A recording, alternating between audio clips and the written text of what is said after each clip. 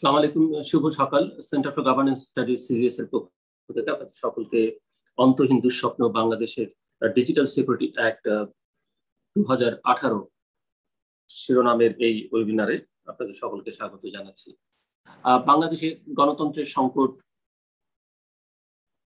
তীব্র থেকে তীব্রতর হচ্ছে, এটি স্বীকার করি বা না করি সেটি সকলেই না, বাট বাস্তবতা হচ্ছে এই, এবং এটি দেশের ভেতর থেকে দেশের বাইরে থেকে অনেকেই বলছেন, এবং এই সংকট নানাভাবে বোঝা যায়।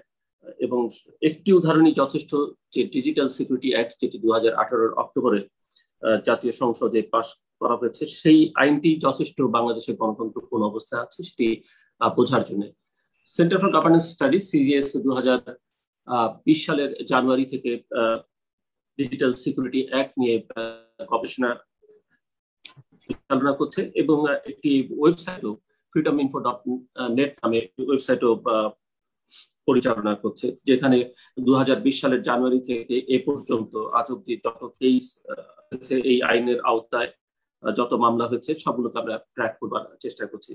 এবং এই গবেষণা কাজে নেতৃত্ব দিচ্ছেন এবং প্রিন্সিপাল ইনভেস্টিগেটর হিসেবে কাজ করছেন যুক্তরাষ্ট্রের ইলিনয় স্টেট ইউনিভার্সিটির distinguished professor doctor Ali Riaz. এবং আজকের এই ওয়েবিনারে আমাদের সঙ্গে ডক্টর আলী রিয়াজ যুক্ত আছেন এবং তিনি মুখ্য আলোচক। এবং এই ওয়েবিনারের মধ্যে আমরা আমাদের যা হয়েছে তার একটি রিপোর্ট প্রকাশ করব, এবং অন্তহীন দুঃস্বপ্ন বাংলাদেশের ডিজিটাল সিকিউরিটি অ্যাক্ট 2018 নামের এই গবেষণা কর্মটি আমরা ইতিমধ্যে আমাদের ওয়েবসাইটে অর্থাৎ সিএস এর ওয়েবসাইটে এবং freedominfo.net এই দুটো ওয়েবসাইটে পাওয়া যাচ্ছে। ইংরেজিতে আমরা বলছি যে the unending nightmare impacts of Bangladesh digital security act 2018। এই গবেষণা কর্মের উপরে আলোচনার জন্য আজকে আমাদের সঙ্গে এই ওয়েবিনারে যুক্ত হচ্ছেন বাংলাদেশের সাবেক নির্বাচন কমিশনার অবসরপ্রাপ্ত brigadier general doctor Sakhawat Hossain. আমাদের সঙ্গে আছেন বাংলাদেশের নাগরিক আন্দোলনের একজন সামনের সারির মানুষ, সুশাসনের জন্য নাগরিক সুজন সম্পাদক ডক্টর বদিউল আলম মজুমদার। আমাদের সঙ্গে যুক্ত হয়েছেন বাংলাদেশ সুপ্রিম কোর্টের আইনজীবী ব্যারিস্টার তানিয়া আমির, এবং আর্টিকেল 19 এর বাংলাদেশ ও দক্ষিণ এশিয়ার আঞ্চলিক পরিচালক ফারুক ফয়সাল। আজকের এই ওয়েবিনারে সভাপতিত্ব করবেন centre for governance studies CGS chairman doctor Manzur Ahmed Chowdhury. এবং এই ওয়েবিনারটি এখন ইউটিউবে এবং ফেসবুকে এবং একই সঙ্গে টুইটার থেকে সিজিএস এর যে পেজগুলো রয়েছে সেসব পেজ থেকে সরাসরি সম্প্রচারিত হচ্ছে।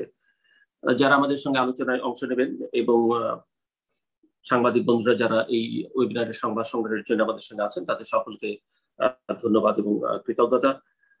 আমি অনুষ্ঠানের শুরুতেই এই গবেষণা কর্মের যিনি প্রধান এবং মুখ্য গবেষক, আজকের এই ওয়েবিনারের মুখ্য আলোচক, যুক্তরাষ্ট্রের ইলিনয় স্টেট ইউনিভার্সিটির ডিস্টিংগুইশড প্রফেসর, আটলান্টিক কাউন্সিলের নন রেসিডেন্ট সিনিয়র ফেলো এবং American institute of Bangladesh studies এর প্রেসিডেন্ট, যিনি একই সঙ্গে centre for governance studies CGS এর একজন উপদেষ্টাও, প্রফেসর ডক্টর আলী রিয়াজকে আলোচনা শুরু করবার জন্য অনুরোধ করছি। ধন্যবাদ জিল্লুর। আজকের এই গবেষণা কর্মটি আমরা যেভাবে তুলে ধরব সেটি কিছু পাওয়ারপয়েন্ট স্লাইড আছে, আমি আশা করি আপনারা দেখতে পাচ্ছি। ধন্যবাদ।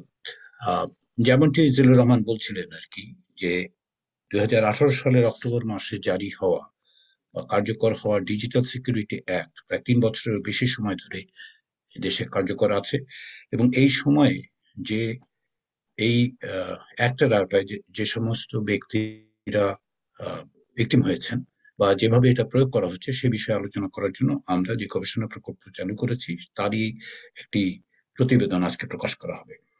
আমরা জানি যে 2018 এই ডিজিটাল সিকিউরিটি অ্যাক্টের কয়েকটা প্রধান দিক আছে, যার মধ্যে একটা অন্যতম দিক হচ্ছে যে আইন শৃঙ্খলা বাহিনীর হাতে ব্যাপক পরিমাণে ক্ষমতা তুলে দেওয়া হয়েছে এবং এগুলোর উপর নজরদারি বা জবাবদিহির কোনো ব্যবস্থা নেই। দ্বিতীয় যেটা, যে এতে অপরাধগুলো কেমন ভাবে শনাক্ত করা হয়েছে যেগুলো অত্যন্ত স্পষ্ট এবং ভিন্ন ভিন্ন ব্যাখ্যার সুযোগ আছে, এবং সেই ব্যাখ্যাগুলো হচ্ছে, এবং তারই কারণে আমরা দেখতে পাচ্ছি ব্যাপক সংখ্যক মানুষ সময় অভিযুক্ত হচ্ছে, নাটক হচ্ছে। তৃতীয় যেটা, যে এই আইনের আওতায় যে কোনো কেউ যে কোনো কারো বিরুদ্ধে মামলা করতে পারছেন। এতে করে এক ধরনের ভিজিলেন্টি জাস্টিসের পথ খুলে দেওয়া হয়েছে।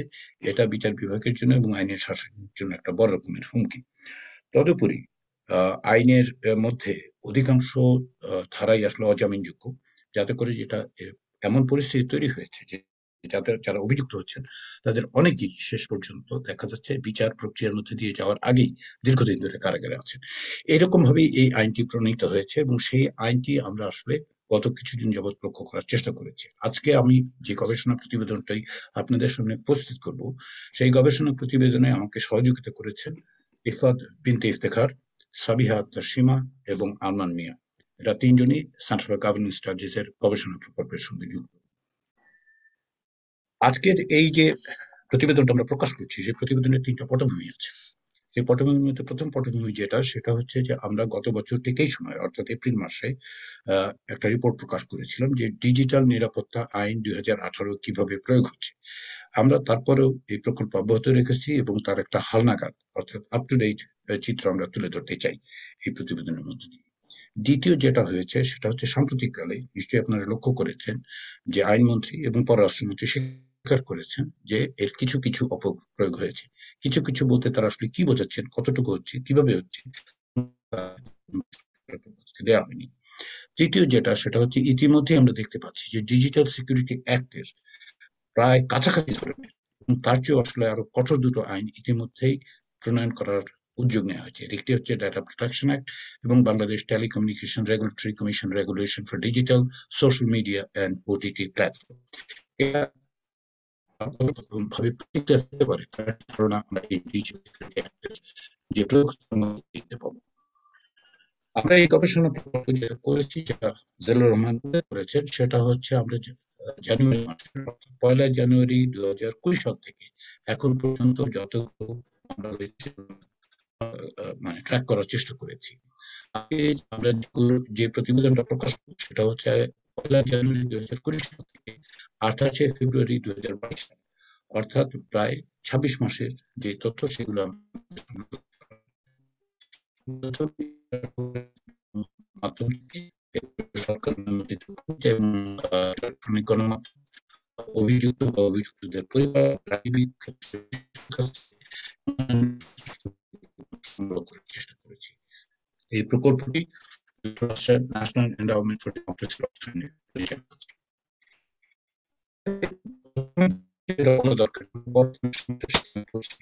আমরাই নয়, আসলে যারা ডিজিটাল সিকিউরিটি অ্যাক্ট নিয়ে কাজ করছেন বা বাংলাদেশে এই ডিজিটাল সিকিউরিটি অ্যাক্টের কি প্রতিক্রিয়া হয়েছে তা জানবার চেষ্টা করছেন, তাদের জন্য তথ্য সংগ্রহ করা একটা বড় রকমের চ্যালেঞ্জ হয়ে দাঁড়িয়েছে। সরকারের পক্ষ থেকে এই বিষয়ে কোনো স্বচ্ছতা আমরা দেখতে পাচ্ছি না। গণমাধ্যমে সব খবর সাম্প্রতিককালে মানবাধিকার ধামাদির যে অভিজ্ঞতা সেটা আমাদেরকে বলে দেয় যে আসলে সরকারের পক্ষ থেকে তথ্য সরবরাহের ক্ষেত্রে এক ধরনের অনীহা আছে। সাদ আহমাদি গত 7 জুন বাংলাদেশ পুলিশের কাছে আবেদন করেছিলেন যে দেশে ডিজিটাল নিরাপত্তা আইনে কত মামলা হয়েছে, কতজন আসামি, কতজন গ্রেপ্তার হয়েছে এবং তথ্য অধিকার আইনের আওতায় তিনি এসব অনুরোধ করেছিলেন। পুলিশ তথ্য দিতে অস্বীকৃতি জানালে তিনি ইনফরমেশন কমিশনের কাছে গিয়েছিলেন, কিন্তু সেখান থেকে পুলিশের কাছে নির্দেশ দেওয়ার পর এখন পর্যন্ত আমাদের জানা মতো তিনি তথ্য পাননি। সাদ আহমাদির এই অভিজ্ঞতা আমাদেরকে বলে দিচ্ছে যে আসলে প্রকৃতপক্ষে তথ্য সংগ্রহ করা খুবই জরুরি, কোনো রকম সুযোগ নেই। প্রথমে আমরা যে বড় ছবিটা দেখে শুরু করবো আলোচনা, সেটা হচ্ছে যে জানুয়ারি মাসের 20 তারিখ 2020 সালের 1 জানুয়ারি থেকে এবছরের ফেব্রুয়ারি মাসের 28 তারিখ পর্যন্ত কতজন অভিযুক্ত হয়েছে। আমরা এ পর্যন্ত 2244 জন অভিযুক্ত হয়েছেন বলে জানতে পেরেছি, আমরা তথ্য সংগ্রহ করতে পেরেছি। এর মধ্যে আটক হয়েছেন 842 জন। এদের কেউ কেউ হয়তো জামিন পেয়েছেন, কিন্তু অনেকে এখন পর্যন্ত জামিন পায়নি। এবং যেটা আমরা বলছিলাম যে আসলে তথ্যের স্বচ্ছতার অভাবের কারণে আমরা জানিও না যে কতজন মানুষ এখন আটক আছে। মামলার সংখ্যা হয়েছে 890টি, যেগুলো আমরা লক্ষ্য করতে পেরেছি। 26 মাসে গড় যদি আমরা করি তাহলে দেখা যাবে যে প্রতি মাসেই 86 জনের বেশি অভিযুক্ত হচ্ছেন, অর্থাৎ প্রায় প্রতিদিন 3 জনের মতো অন্তত 2 জনের বেশি অভিযুক্ত হচ্ছেন। গড়ে 32 জন আটক হন, অর্থাৎ প্রায় প্রতিদিনই একজন করে আটক হচ্ছেন। গড়ে মামলা হয়েছে 34টির বেশি। কিন্তু যেটা লক্ষ্য করার বিষয় সেটা হচ্ছে যে আমরা যেটা দেখেছি, আমরা আমাদের প্রকল্পের দুটো ভাগ যখন আমরা করি যে প্রথম যখন 2020 সালের 1 জানুয়ারি থেকে 2021 সালের 25শে মার্চ পর্যন্ত আমরা যখন প্রথম এটা ট্র্যাকিং রিপোর্টটা দিয়েছিলাম, সেখানে আমরা দেখতে পেয়েছিলাম যে অভিযুক্ত হয়েছিলেন 913 জন, আটক হয়েছিলেন 273 জন, মামলার সংখ্যা ছিল 426, অর্থাৎ মাসে গড়ে অভিযুক্ত ছিলেন 60 জনের মতো, আটক হচ্ছিলেন 18 জনের মতো। এটা হচ্ছে প্রথম যেই সময়টি, সেটি হচ্ছে প্রায় আপনার 16 মাসেরও বেশি সময় ধরে। তারপরে যেটা হয়েছে সেটা হচ্ছে আমরা 2021 সালের এপ্রিল থেকে 2022 সালের ফেব্রুয়ারি পর্যন্ত যখন এই ডাটাটা দেখি, তখন দেখি যে 1331 জন অভিযুক্ত হয়েছেন, আটক হয়েছেন 609 জন, মামলার সংখ্যা দাঁড়িয়েছে 464। এটা এই সময়, অর্থাৎ পরবর্তী সময় প্রথম 15 মাসের তুলনায় পরবর্তী 9 মাসে আমরা দেখতে পাচ্ছি যে সংখ্যা নাটকীয়ভাবে বৃদ্ধি পেয়েছে। এবং তাতে করে যেটা দাঁড়ায় যে আমরা গড়ে অভিযুক্তের সংখ্যা দাঁড়িয়েছে 147, যেখানে সেটা আগে ছিল মাত্র 86 জন। আটক হচ্ছেন 67 জন, যেটা প্রকৃতপক্ষে অতীতে 32 জনের ডাবলের বেশি, এবং মামলা হচ্ছে প্রায় প্রতি মাসে 51টার বেশি। এখন এই যে তথ্যগুলো আমরা যেই বড় সংখ্যায় অভিযুক্ত 2244 জন, তার মধ্যে থেকে অভিযুক্তদের পেশা সংগ্রহ করতে পেরেছি আসলে 820 জনের। 1424 জনের পেশা আমরা সংগ্রহ করতে পারিনি। তার কারণ হচ্ছে অনেক ক্ষেত্রেই মানে যখন অভিযোগ করা হচ্ছে বা পুলিশের কাছে তাদের বয়স ইত্যাদির কথা, পেশার কথা উল্লেখ করা হচ্ছে। সেখানে যেটা লক্ষ্য করার বিষয় সেটা হচ্ছে যে রাজনীতিবিদ এবং সাংবাদিকরা সবচেয়ে বেশি অভিযুক্ত হচ্ছে। সর্বাধিক যেটা প্রাপ্ত, আমাদের কাছে যতগুলো তথ্য আছে তাতে আমরা দেখতে পাচ্ছি প্রায় 31% হচ্ছে অভিযুক্তদের, 31% হচ্ছে রাজনীতিবিদ, এবং সাংবাদিকদের মধ্যে সেটা হচ্ছে প্রায় 25%-এর বেশি। তার বাইরে যারা আছেন তার মধ্যে একটা গুরুত্বপূর্ণ জিনিস হচ্ছে ছাত্র এবং ব্যবসায়ীরা অভিযুক্ত হচ্ছেন। এবং এই যে হার, যদি আপনি খেয়াল করে দেখেন, সেই হারটা অত্যন্ত নাটকীয় এবং বেশ গুরুত্বপূর্ণ যে রাজনীতিবিদ এবং বিশেষত সাংবাদিকরা এতে সবচেয়ে বেশি অভিযুক্ত হচ্ছে। অভিযুক্তদের বয়স সংগ্রহ করতে গিয়ে আমরা দেখেছি 824 জনের বয়স আমাদের পক্ষে সংগ্রহ করা সম্ভব হয়েছে। এবং তাতে যেটা আমাদের জন্য সবচেয়ে উদ্বেগের বিষয় হয়েছে সেটা হচ্ছে এই যে 18 বছরের নিচে 19 জন এ পর্যন্ত অভিযুক্ত হয়েছে। সামগ্রিকভাবে 18 থেকে 40 বছর বয়স্কদের মধ্যেই সেটা সবচেয়ে বেশি। কিন্তু উদ্বেগজনকভাবে আমরা যেটা দেখতে পাই যে গত আমরা যে সময়টাকে লক্ষ্য করেছি, অর্থাৎ 2020 সালের 1 জানুয়ারি থেকে 2022 সালের ফেব্রুয়ারি মাস পর্যন্ত 19 জন, এই নিয়ে ব্যাপকভাবে গণমাধ্যমে আলোচনা সত্ত্বেও এই প্রক্রিয়া বা এই প্রবণতা আসলে বন্ধ হয়ে যায়নি। আমরা দেখতে পাচ্ছি যে এক মানে বিশাল সংখ্যক মানুষ, প্রধানত তরুণ, যাদের বয়স 18 থেকে 25, তাদের মধ্যে প্রায় 37%, কিংবা ধরুন 26 থেকে 40, এদেরকে যদি আপনি একত্রিত করেন 18 থেকে 40 সাল পর্যন্ত যদি আপনি হিসাব করেন, তাহলে দেখবেন প্রায় 80%-এরও বেশি মানুষ আসলে এই যে অভিযুক্ত, তাদের বয়স হচ্ছে 18 থেকে 40-এর মতো। আটকদের পেশা সংগ্রহ করার আমরা চেষ্টা করেছি, এবং সেখানে দেখা যাচ্ছে মোট আটক হয়েছিলেন 842 জন, যেটা আমরা বলেছি। তার মধ্যে 315 জনের তথ্য আমরা সংগ্রহ করতে পেরেছি। তাতে যেটা দেখা যাচ্ছে যে রাজনীতিবিদ এবং সাংবাদিকরা সবচেয়ে বেশি আটক হচ্ছে, 25%, এবং 18%। এখন যেটা লক্ষ্য করার বিষয় যে মোটামুটি অভিযোগ যে ক্ষেত্রে হচ্ছে, আপনি ছাত্রদের ক্ষেত্রে লক্ষ্য করুন যে অভিযোগ এসছে, অভিযোগের দিক থেকে যদি দেখেন তাহলে 9%, কিন্তু যখন আটক হচ্ছে তাদের পরিমাণ দাঁড়াচ্ছে 15%। অর্থাৎ এমনকি অভিযুক্ত হওয়ার সাথে সাথে ছাত্রদের ক্ষেত্রে, শিক্ষার্থীদের ক্ষেত্রে আমরা যেটা লক্ষ্য করছি যে তাদের আটকের পরিমাণ ডিসপ্রপোর্শনেটলি হাই। একইভাবে আমরা যেটা লক্ষ্য করি সেটা হচ্ছে যে রাজনীতিবিদ এবং সাংবাদিকদের মধ্যেও সেই একইভাবেই ডিসপ্রপোর্শনেটলি সাংবাদিকরা এবং রাজনীতিবিদরা আটক হন। আটকদের বয়সের মধ্যে যদি আপনি দেখেন, অন্তত পক্ষে প্রায় 1%-এর মতো, মানে যেটা আমরা দেখছি প্রায় 2.31%, অর্থাৎ প্রায় 2%-এর বেশি হচ্ছে 18 বছরের নিচে। শুধুমাত্র তারা যে অভিযুক্ত হচ্ছেন তা নয়, তারা আসলে আটক হচ্ছেন। একইভাবে আমরা দেখতে পাই যে 18 থেকে 25 বছরের মধ্যে প্রায় 37%-এর বেশি মানুষ, যারা 519 জনের যে তথ্য, সেটাই আমাদেরকে বলে দিচ্ছে যে আসলে বড় আকারের আটককৃত ব্যক্তিরা হচ্ছেন তরুণ বয়সে, অত্যন্ত তরুণ। সাংবাদিকদের ভিকটিম হওয়ার বিষয়টা নিয়ে ব্যাপকভাবে আলোচিত হয়, সেটা আমরা খুব গভীরভাবে লক্ষ্য করার চেষ্টা করেছি।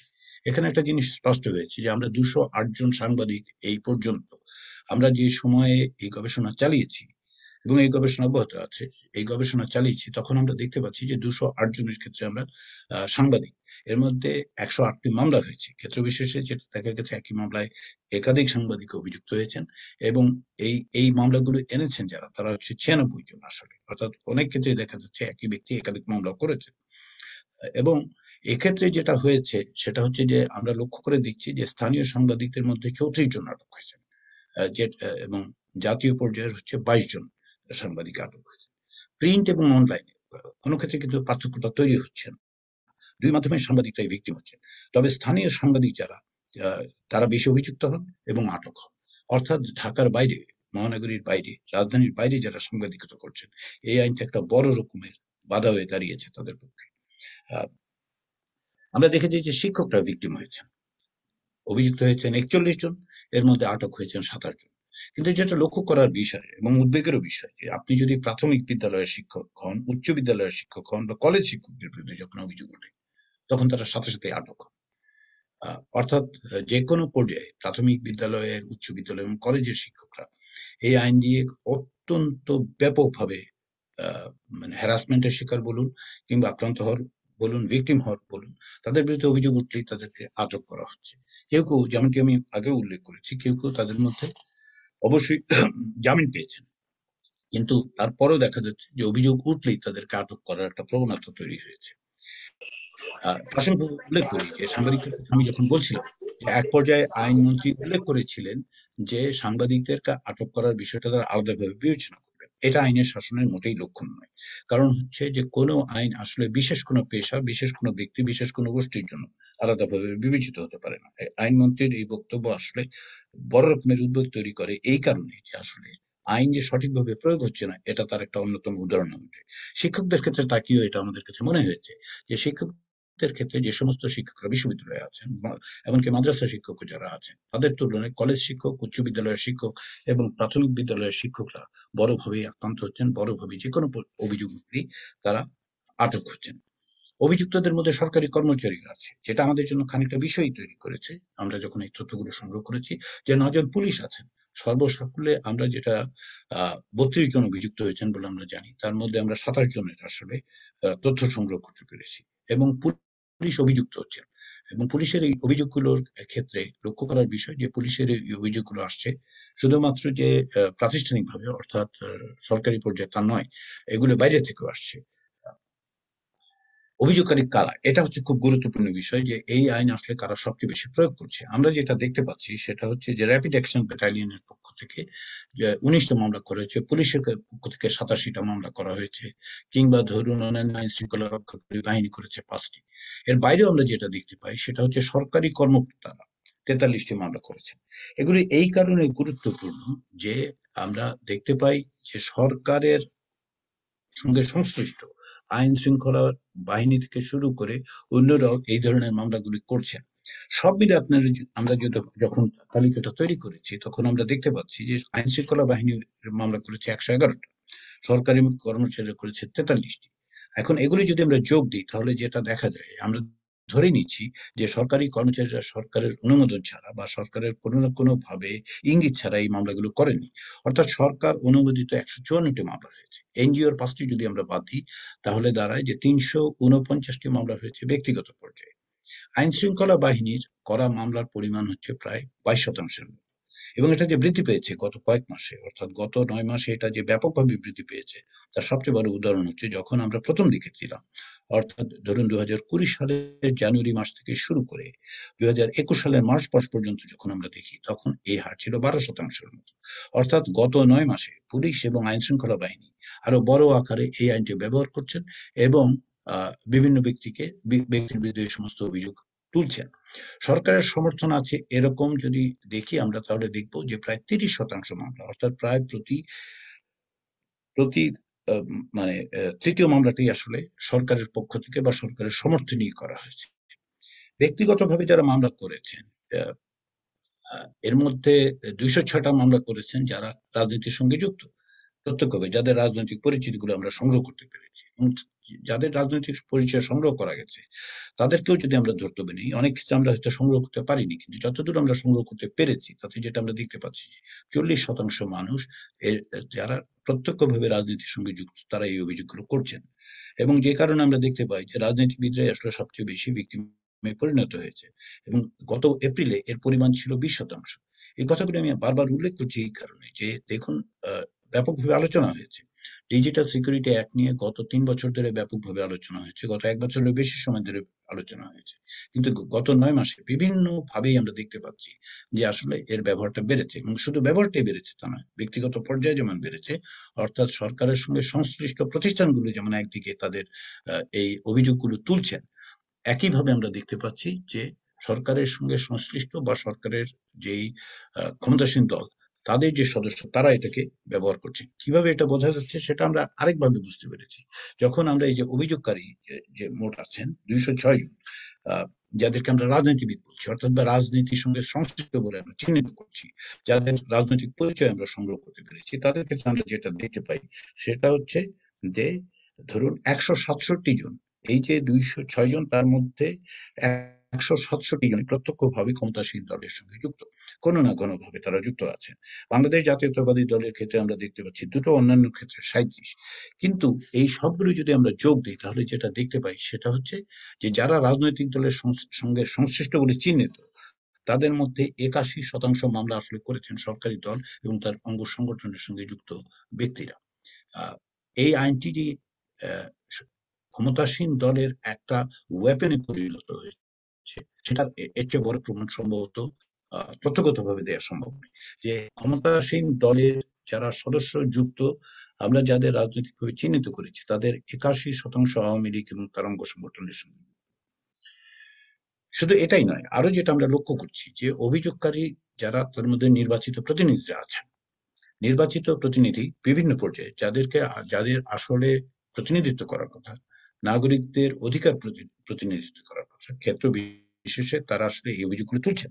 তার মধ্যে 5 জন এমপি আছেন, কিন্তু যেটা লক্ষ্য করার বিষয় সেটা হচ্ছে যে বাইরে ধরুন এমপি এবং যদি আমরা সিটি মেয়রদের বাদ দিই 11 জনকে, একটা বড় অংশ হচ্ছে স্থানীয় পর্যায়ে। যে কারণে আমরা এটা যদি আমরা স্থানীয় পর্যায়ে সাংবাদিকদের যে তথ্য তার সঙ্গে মিলাই তাহলে আমরা যেটা দেখতে পাবো যে স্থানীয় পর্যায়ে সাংবাদিকতা করাটা ডিজিটাল সিকিউরিটি অ্যাক্টের এই সময় বড় রকমের একটা হুমকি হয়ে দাঁড়িয়েছে।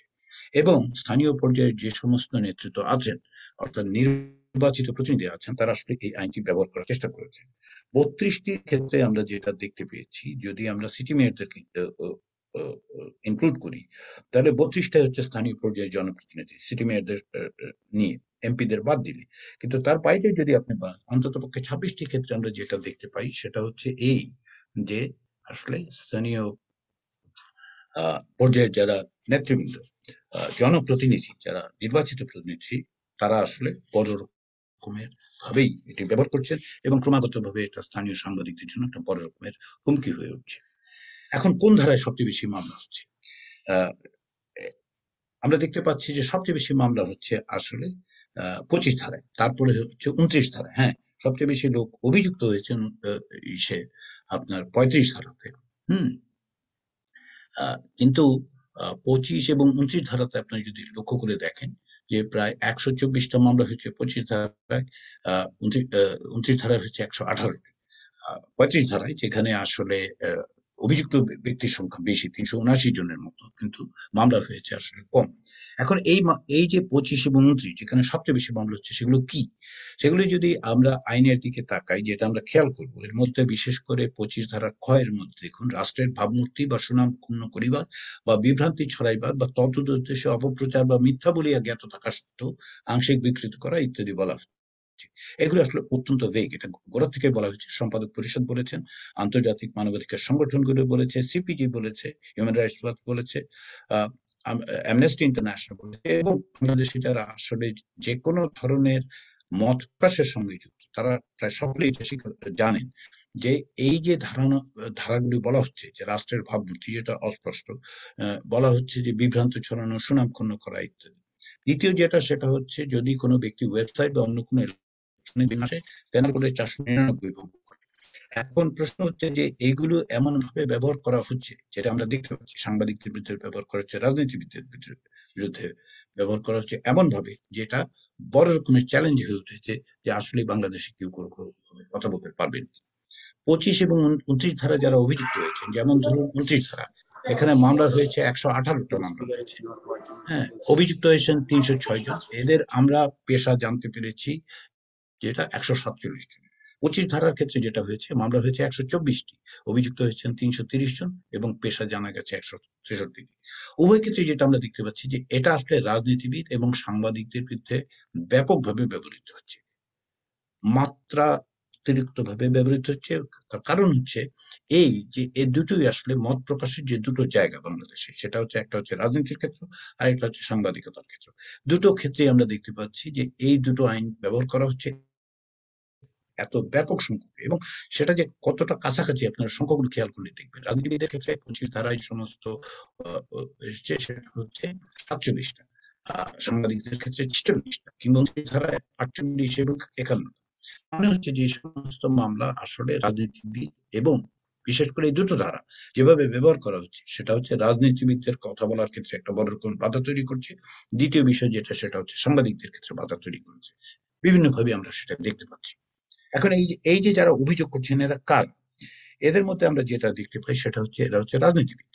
আহ, সর্বাধিক সংখ্যক রাজনীতিবিদ, এবং রাজনীতিবিদ বললে এটা আগে যে তথ্য আমি বলেছি, প্রায় 81% ক্ষমতাসীন দলের সঙ্গে সংশ্লিষ্ট।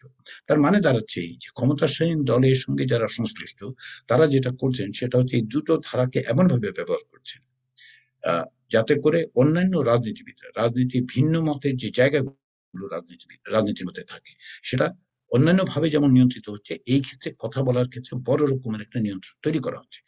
এটা উদ্দেশ্য প্রণোদিত করা হয়েছে কিনা সেটা আইন তৈরির সময় যারা অভিযোগ করেছিলেন, এই আইন তৈরির ব্যাপারে যখন আমরা অভিযোগ করেছিলাম, আমি নিজে এ বিষয়ে 2017 সাল থেকে এবং ধরুন গ্রীষ্মকাল থেকে এই নিয়ে কথাবার্তা বলার চেষ্টা করেছি। 2018 সালে যখন আহ এটা ক্যাবিনেটে উপস্থাপন করা হয়, তখন আমরা বলার চেষ্টা করেছি যেটা সেটা হচ্ছে এটা শেষ পর্যন্ত আসলে ক্ষমতাসীন দলের একটা ওয়েপেনে পরিণত হবে। আমরা এখন যেটা দেখতে পাচ্ছি তথ্য থেকে বিভিন্নভাবে আমরা দেখতে পাচ্ছি, এবং বিশেষ করে যখন আমরা দেখতে পাচ্ছি যে 29 এবং 25 ধারার ক্ষেত্রে যেটা হয়েছে সেটা হচ্ছে এটা সরাসরি ভাবে আসলে ক্ষমতাসীন দলের একটা বিভিন্ন পর্যায়ের লোকজনের কাছে এটা একটা ওয়েপেন হিসেবে পরিণত হয়েছে। প্রধানমন্ত্রী, মন্ত্রী এবং রাজনীতিবিদদের বিরুদ্ধে অবমাননার বড় রকমের বেশ বড় সংখ্যক মামলা আমরা লক্ষ্য করেছি। এটা আমরা দেখতে পাই যে প্রধানমন্ত্রীর অবমাননার অভিযোগে মামলা হয়েছে 98, আইন শৃঙ্খলা বাহিনী করেছে 13টি, ব্যক্তি করেছে 85। ব্যক্তি অর্থাৎ যে কোনো কেউ আসলে চাইলে প্রধানমন্ত্রীর অবমাননা হয়েছে এরকম অভিযোগ তুলে যে কোনো জায়গায় মামলা করতে পারে। এই যে 85 জন ব্যক্তি, এর মধ্যে 50 জনই আসলে সরকারি দলের সঙ্গে যুক্ত। ছাত্রলীগের কর্মী হচ্ছেন 20 জন, আওয়ামী লীগের 19 জন, যুবলীগের 9 জন এবং স্বেচ্ছাসেবক লীগের একজন। সব মিলে আটক হয়েছেন 58 জন। এদের কেউ আবারও বলি, যে কোনো ক্ষেত্রে আটকের সংখ্যাটা যদি কেউ একবারও আটক হন, আমরা তাদেরকে আটক বলে বিবেচনা করছি। এদের কেউ অবশ্যই শেষ পর্যন্ত জামিনে মুক্ত হয়েছেন, কিন্তু এদের বিরুদ্ধে মামলাগুলো তুলে নেওয়া হয়নি। ফলে এদেরকে নিয়মিতভাবেই আসলে আদালতের দরজায় ঘোরাফেরা করতে হয়েছে। যেটা আমরা দেখছি যে তাহলে দাঁড়িয়েছে এই যে প্রধানমন্ত্রীর অবমাননার বিষয়টা যেমন একেভাবে সরকারিভাবে রাষ্ট্রীয়ভাবে মোকাবেলা করা হচ্ছে এই আইনের মধ্য দিয়ে, একই সঙ্গে সেটা আমরা দেখতে পাচ্ছি যে ক্ষমতাসীন দলের সঙ্গে সংশ্লিষ্ট ব্যক্তিরা, সেটা ছাত্রলীগ কর্মী, আওয়ামী লীগ কর্মী, যুবলীগ কর্মী, তারাও ব্যবহার করছে। এটা মন্ত্রীদের ক্ষেত্রেও হয়েছে। আইন শৃঙ্খলা বাহিনী মামলা করেছে মাত্র 3টি, মন্ত্রী এবং তার পরিবার করেছে 4টি। ব্যক্তিগতভাবে মামলা করা হয়েছে যারা আসলে এগ্রিভড নন। প্রতিটি ক্ষেত্রে আমরা যেটা দেখতে পাচ্ছি, কেন আমরা ব্যক্তির কথা বলছি, কারণ হচ্ছে এই আইনে এমন ব্যবস্থা করা হয়েছে, আপনি যদি এগ্রিভ না হন, আপনি সরাসরি এর দ্বারা ক্ষতিগ্রস্ত না হলে মামলা করতে পারছেন। যেটাকে আমরা বলছি যে ভিজিলেন্টি জাস্টিসের পথ তৈরি করে দিয়েছে। ব্যক্তিগতভাবে মামলা হয়েছে এই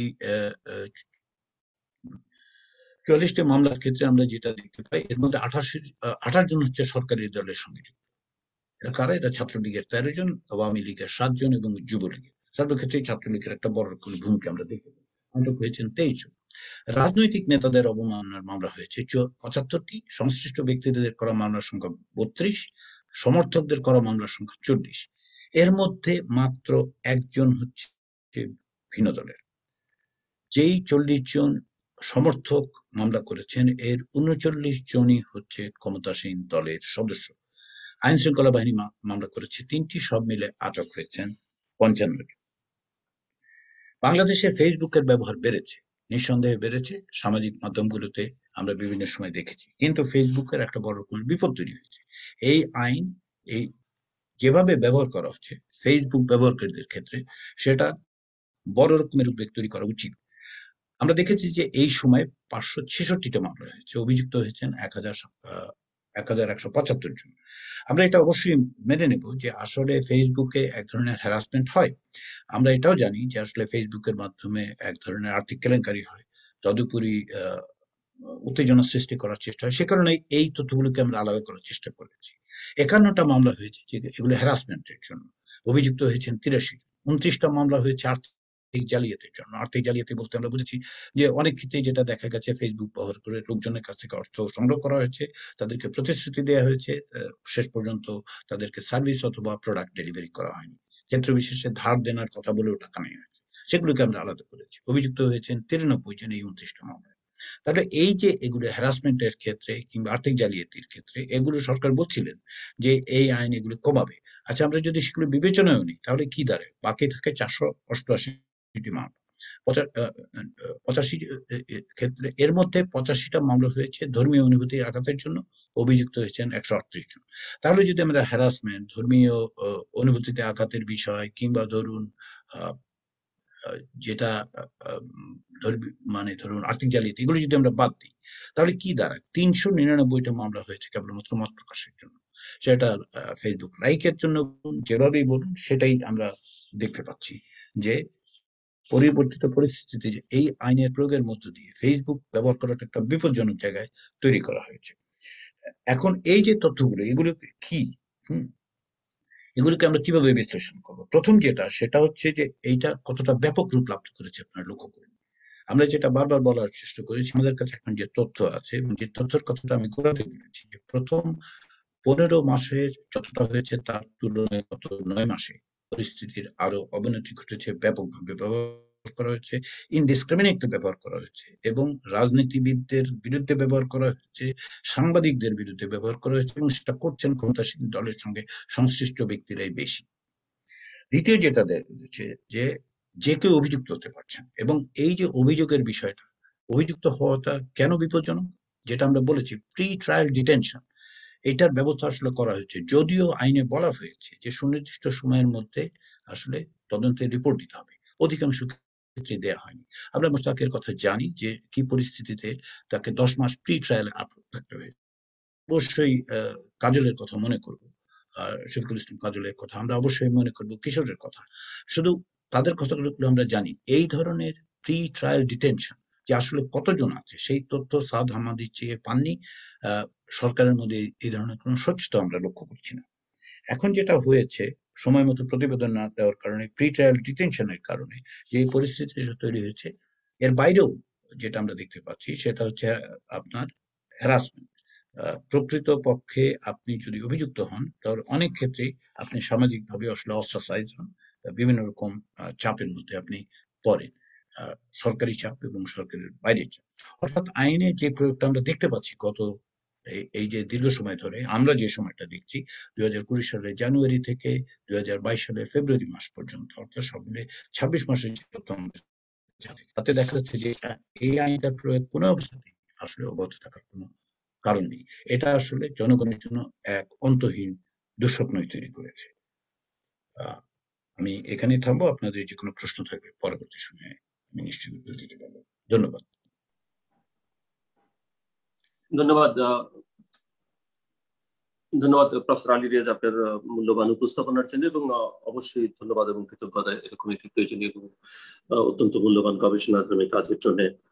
আমরা নির্ধারিত আলোচক যারা, তাদের কাছে এই রিপোর্টের একটি অ্যাডভান্স কপি পাঠিয়েছিলাম যাতে তাদের আলোচনা করতে সুবিধা হয়। এবং আমরা জানি যে আইসিটি অ্যাক্ট, যেটি নিয়ে একসময় প্রবল সমালোচনা উঠেছিল, নিন্দা হয়েছিল, সেটিকে পরিবর্তন করে বলা হয়েছিল যে এটি বাতিল করা হবে এবং নতুন ভালো আইন দেওয়া হবে, এবং সেই ভালো আইনের নমুনা হচ্ছে এই ডিজিটাল সিকিউরিটি অ্যাক্ট। এবং প্রফেসর আলী রিয়াজ উল্লেখ করলেন যে এখন আরো দুটো নতুন, যেমন ডাটা প্রোটেকশন ল এবং ওটিটি প্ল্যাটফর্ম, সোশ্যাল মিডিয়া নিয়ন্ত্রণের জন্য যে আইন করা হচ্ছে, এই আইন তখনই করা হচ্ছে যখন এই ডিজিটাল সিকিউরিটি অ্যাক্ট নিয়ে প্রচুর সমালোচনা হচ্ছে, এটি বাতিল করবার কথা বলা হচ্ছে, এবং সরকারের দিক থেকে আশ্বস্ত করা হয়েছিল যে এটি বাতিল করা হবে বা পরিবর্তন করা হবে, কিন্তু এখন পর্যন্ত কিছুই হয়নি। শুধু যে দুটো আইনের কথা প্রফেসর আলী রিয়াদ উল্লেখ করেছেন, তার বাইরেও আমরা দেখছি যে সাংবাদিকদের সুরক্ষার জন্য আইন করা হচ্ছে। প্রকৃত অর্থে দেখা যাবে যে ওই সুরক্ষা নামে আসলে সাংবাদিকতাকে সুরক্ষিত করবার একটি নতুন পরিকল্পনা করা হয়েছে। যাই হোক, আমি নির্ধারিত আলোচকদের আলোচনা করবার জন্য একে একে আহ্বান জানাচ্ছি। প্রথমে আলোচনায় অংশ নেবেন আর্টিকেল 19 বাংলাদেশ এবং দক্ষিণ এশিয়া আঞ্চলিক পরিচালক ফারুক হাসান। মিস্টার ফারুক হাসান। অনেক ধন্যবাদ জিলুর ভাই এবং যারা এই অনুষ্ঠান শুনছেন তাদেরকে। আলী রিয়াজ একটা খুবই গুরুত্বপূর্ণ কাজ করেছে এবং এটি অনেক কাজে লাগবে বলে মনে করি আমরা, এবং এই জন্য আলী রিয়াজকে ধন্যবাদ, সিডিএস কে ধন্যবাদ এবং তার সঙ্গে যারা কাজ করেছেন তাদেরকে ধন্যবাদ। যখন এই কাজটা হচ্ছিল তখনও আমার সাথে যোগাযোগ ছিল। আপনারা জানেন যে আর্টিকেল 19 একটি আন্তর্জাতিক সংস্থা যেটি মত প্রকাশের স্বাধীনতা এবং জানার অধিকার নিয়ে কাজ করে। আমরা আইসিটির সময় থেকে আর্টিকেল 19 বাংলাদেশে আইসিটি আইনের সময় থেকে বাংলাদেশে কাজ করে আসছে। যখন 2018 সালে এই নতুন 2018 সালে এই নতুন আইনটি হলো, 2019 সালে আমরা আমাদের লন্ডনে একটা লিগ্যাল টিম আছে, তাদের দিয়ে আমরা আমাদের বাংলাদেশের ডিজিটাল সিকিউরিটি একটা অ্যানালাইসিস করাই, এবং এই অ্যানালাইসিস করানোর পরে তারা আমাদের দেখিয়ে দেন, ধরিয়ে দেন, একটা রিপোর্ট দেন যে এটার সঙ্গে যে আন্তর্জাতিক যে নিয়ম নীতি আছে, বিশেষ করে জাতিসংঘের যেসব কাগজপত্রে আমরাও সই করেছি, সেসব কাগজপত্রের মধ্যে এটা কোথায় সাংঘর্ষিক। সেটা যখন আমরা সরকারের কাছে দিলাম, সরকার এটাকে ওই সময় 2019 সালে কোনো পাত্তাই দিল না, এবং তারা বললেন যে না, ডিজিটাল সিকিউরিটি অ্যাক্ট এটা লাগবে। তো আমরা তখন বলেছিলাম যে আসলে আইন দরকার, সবকিছুর জন্য আইন দরকার, কিন্তু তা হতে হবে জনগণের জন্য। সেটি একটি বিশেষ রাজনৈতিক দলকে কিংবা একটি বিশেষ মতাদর্শকে রক্ষা করার জন্য, অন্যদের উপরে অত্যাচার করার জন্য এটা হইতে পারে না, এটা বলেছিলাম। এরপরে আমরা এটা জাতিসংঘের কাছেও এই কাগজটা দিয়েছি, এবং জাতিসংঘ এবং বাংলাদেশে জাতিসংঘের সঙ্গে কাজ করে এরকম কিছু দূতাবাস আইনমন্ত্রীর সাথে দেখা করে এই বিষয়ে আলোচনা করে। তখনও আইনমন্ত্রী এটির ব্যাপারে কোনো কথা বলতে রাজি ছিলেন না, কোনো রিভিউ করতে রাজি ছিলেন না। কিন্তু গত কিছুদিন হলো আমরা স্বীকার করে আমরা দেখছি, এবং এর মধ্যে আইনমন্ত্রী স্বয়ং বলেছেন এই আইনের রিভিউ করা দরকার এবং রিভিশন করা দরকার আছে। আমার এর মধ্যে হাসানুল হক ইনু সাহেবের সাথে কথা হয়েছে, উনি বলেছেন এই আইনটা যখন করে দিয়ে আসি, উনার আমলে এই আইনটা হয়েছিল, কিন্তু এটা আমরা করিনি, এটা হচ্ছে টেলিকমিউনিকেশন মিনিস্ট্রি করেছে, আমরা জড়িত ছিলাম, এটা বলছে। আমার মোস্তফা জব্বার সাহেবের সাথে কথা হয়েছে, উনিও যে কথা বলছেন সেটা বলছেন যে অপব্যবহার হচ্ছে, হ্যাঁ আমরা জানি, যে সেই অপব্যবহার বন্ধ করা যায় কি করে এটা আপনারা বলেন। আমরা বললাম সেটা বলা তো আমাদের দায়িত্ব না, আপনি অপব্যবহার বন্ধ করবেন কি করে? অপব্যবহার যে করছেন এটা স্বীকার করেন, এটা রিভিউ করেন, এবং তারপরে এটা দেখা যাক যে মানুষের জনগণের কাজে কিভাবে আসে। এখানে আমি খুবই অল্প কথায় দুটি কথা বলতে চাই, যে আমরা ওটিটি যে আইনটা আসছে এটা নিয়ে আমরা খুবই দুশ্চিন্তাগ্রস্ত। এটা ডিএস এর চাইতেও ভয়ঙ্কর একটা বিষয়। সরকার, বিশেষ করে মন্ত্রী মহোদয়, এটিও মনে করছেন যে সোশ্যাল মিডিয়া কন্ট্রোল করা খুবই দরকার, এবং ডাটা প্রোটেকশনের নামে জনগণের তথ্য সরকার কিভাবে পাবে তার বন্দোবস্ত করা দরকার। তিনি এটাও মনে করেন যে সোশ্যাল মিডিয়া, সেটা আপনি ফেসবুক বলেন, ইউটিউব বলেন, যেটা বলেন, তার যে বাংলাদেশি কন্টেন্ট সেটা উনি বাংলাদেশের প্ল্যাটফর্মে রাখতে বলেন, যাতে করে বাংলাদেশ সরকার এটা অ্যাক্সেস পায় এবং ইচ্ছে মতো সেন্সর করতে পারে। আমরা এইসব বিষয় নিয়ে দুশ্চিন্তাগ্রস্ত আছি। আর সাইবার ট্রাইব্যুনাল যে কয়টা হয়েছে 8টা, আমি আমাদের এখানে আইনজীবী যারা ডিএসএ মামলাগুলো করেন তাদের আমাদের একটা নেটওয়ার্ক আছে। আমরা যেসব সাংবাদিকরা ঢাকা এবং ঢাকার বাইরে এই আইনের আওতায় অপদস্থ হেনস্থা হন, তাদেরকে সাহায্য সহযোগিতা করি, আইনজীবী দেই।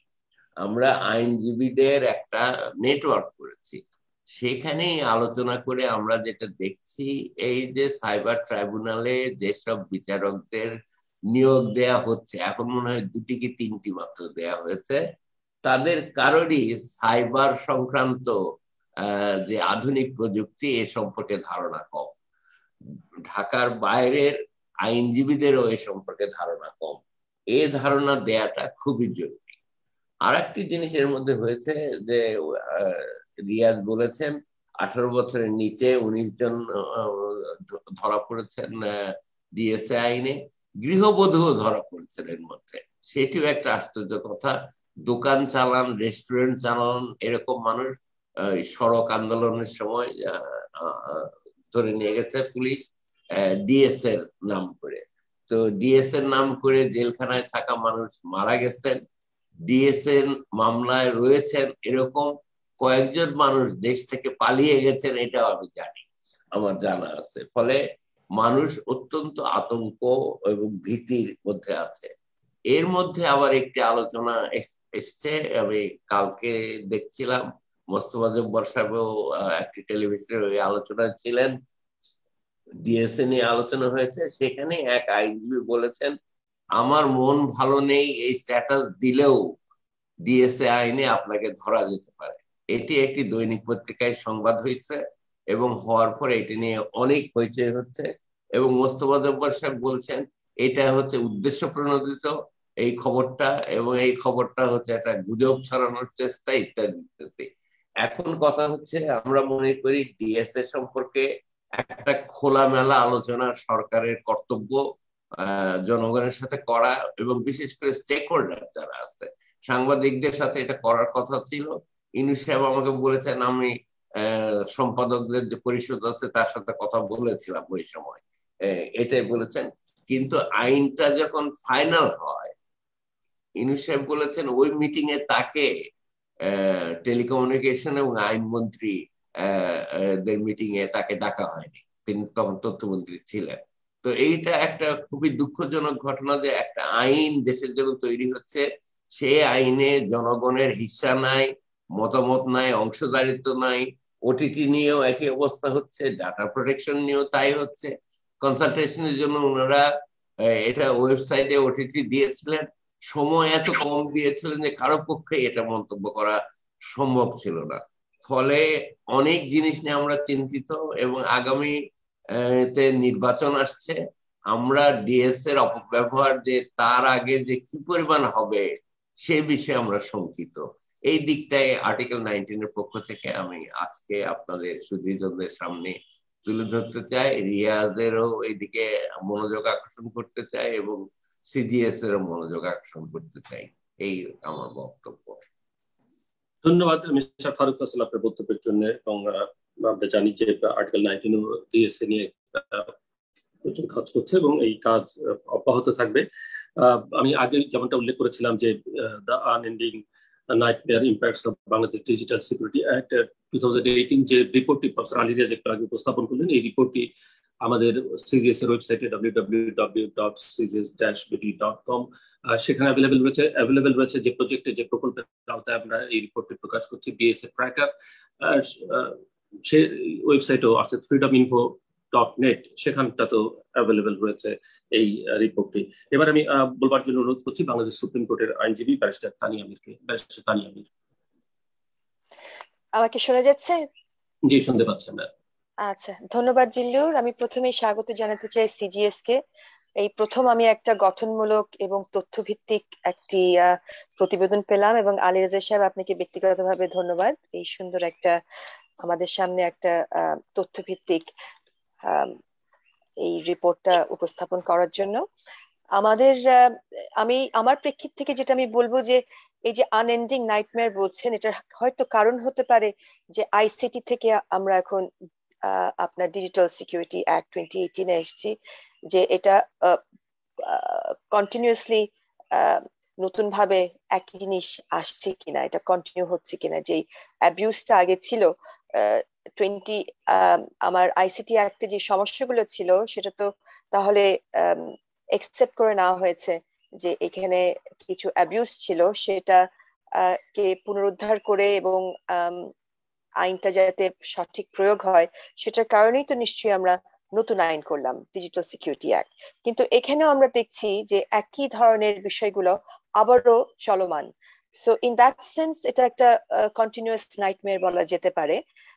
তো আমি সেই জন্য আলোকপাত করতে চাইবো যে আমরা এখনো শুনছি আরেকটা নতুন আইন হবে, আমরা কন্টিনিউয়াসলি আইনের নাম পরিবর্তন করছি, কিন্তু সাবস্টেন্স জায়গাটায় আমাদের বোধহয় আলোকপাত করা প্রয়োজন।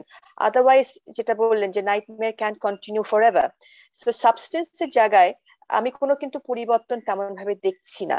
অর্থাৎ আমাদের আইসিটি অ্যাক্টে যে বিষয়টা ছিল যে রাষ্ট্রের ভাবমূর্তি, আরেকটা ছিল ব্লাসফেমি ল, যে ধর্মীয় অনুভূতি উপরে আঘাত। তো এই দুটো আদৌ কোনো অপরাধ আদৌ হতে পারে কিনা রাষ্ট্র হিসাবে, এবং সকল মালিকের সকল ক্ষমতার মালিক যেহেতু জনগণ, আমাদের নিজেদেরকে সিদ্ধান্ত নিতে হবে যে এরকম কোনো অপরাধ আদৌ থাকতে পারে কিনা। রাষ্ট্রীয় ভাবমূর্তির উপরে যেই আঘাত করার যে বিষয়টা আমরা এবং যারা ভারপ্রাপ্ত কর্মকর্তা তার উপরেই দায়িত্ব দেওয়া হয়েছে এরকম অপরাধ করলে একটা অ্যারেস্ট করার। সো এই যে ভারপ্রাপ্ত যে কর্মকর্তা তার একটা নিজস্ব সাবজেক্টিভ একটা জাজমেন্ট করতে হয় এখানে। তো এইটা সাবজেক্টিভ একটা জাজমেন্টের ভিত্তিতে কোনো অবজেক্টিভ ক্রাইটেরিয়া যেহেতু আইনে বলা নাই যে এই ক্রাইটেরিয়া হচ্ছে রাষ্ট্রের ভাবমূর্তি বলতে কি বোঝায়, এবং যেটা কনফিউজ করে ফেলছে যে রাষ্ট্র এবং সরকার দুটো কিন্তু এক জিনিস না। আদি যুগে কি ছিল যে যারা আমাদের সিভিল ব্যুরোক্র্যাটস এবং মিলিটারি ব্যুরোক্র্যাটস ছিল তাদের দায়িত্ব ছিল আপনার রাজা বাদশাহ যারা ছিল তারাই ছিল রাষ্ট্র, তারাই ছিল সরকার, এখানে কোনো ডিস্টিংশন ছিল না, এবং তাদের স্বার্থই প্রোটেকশন করার দায়িত্ব ছিল হচ্ছে সেনাপতিদের। কিন্তু আমাদের বাংলাদেশের জন্মের পর থেকে এই সেপারেশনটা যদিও আমাদের চেতনায় এসেছে, কিন্তু সিভিল অ্যাডমিনিস্ট্রেশন মিলিটারি অ্যাডমিনিস্ট্রেশনের ভিতরে এটা কতটুকু এসেছে এটা কিন্তু স্পষ্ট না। তো এখানে একটা কনফিউশন করা হচ্ছে রাষ্ট্র এবং সরকার। এই জায়গাতে আমার মনে হয় সাবস্ট্যান্সিয়ালি আমাদের একটু আরেকটু গভীরভাবে ঢোকা দরকার এবং বোঝা দরকার যে দুটোর পার্থক্য কি। দ্বিতীয়ত হচ্ছে রাষ্ট্রের ভাবমূর্তি নষ্ট করা, সেটা কি হতে পারে, রাষ্ট্রের প্রতি কি হতে পারে, আদৌ এটা কোনো অপরাধ হতে পারে কিনা, হলেও সেটা কি কি জায়গায় সীমাবদ্ধ থাকতে পারে। রাষ্ট্রের পতাকা একটা আমাদের মানচিত্র হতে পারে, একটা পতাকা হতে পারে, আর কি হতে পারে, একটা আমাদের কি মুদ্রাও হতে পারে কিনা। এখন মুদ্রা যদি কেউ পুড়িয়ে দেয় সেটাও কি একটা অপরাধ হবে কিনা। তো এই জায়গাগুলো আমাদেরকে খুব পরিষ্কার থাকতে হবে। প্রথমত যে distinction between government and the republic, 2 নম্বর হচ্ছে রাষ্ট্রের ভাবমূর্তি কোনো অপরাধ হিসাবে আমরা যারা মালিক পক্ষ আমরা এরকম কোনো অপরাধ দেখতে চাই কিনা।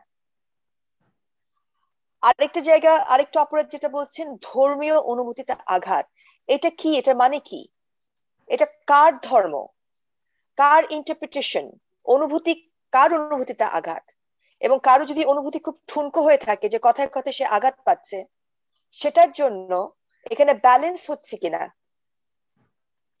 তো এই জায়গাতে আমার মনে হয় যেরকম আজকে একটা রাউন্ড টেবিল করেছেন সেরকম আমার মনে হয় আমার মনে হয় এরকম একটা রাউন্ড টেবিল করা দরকার যে এরকম ব্লাসফেমি অফেন্স আমরা আদৌ রাখতে চাই কিনা আমাদের দেশে, কোন আধুনিক রাষ্ট্রে ব্লাসফেমি বলে কোনো অফেন্স আদৌ আছে কিনা এবং থাকলেও তার প্রয়োগ হচ্ছে কিনা। তো এখানে ইসলাম তো কোনো একটা বিশেষ গোষ্ঠীর একক মনোপলি না, এটা আঘাত পেতে হলে বুঝতে হবে যে এখানে বেশিরভাগ মানুষ এটাকে অফেন্সিভ মনে করছে কি মনে করছে না। কারো যদি ঠুনকো সেন্টিমেন্ট থেকে থাকে, সেটার জন্য আমাদের যে ফ্রিডম অফ এক্সপ্রেশন সেটা ব্যালেন্সড হচ্ছে কি হচ্ছে না।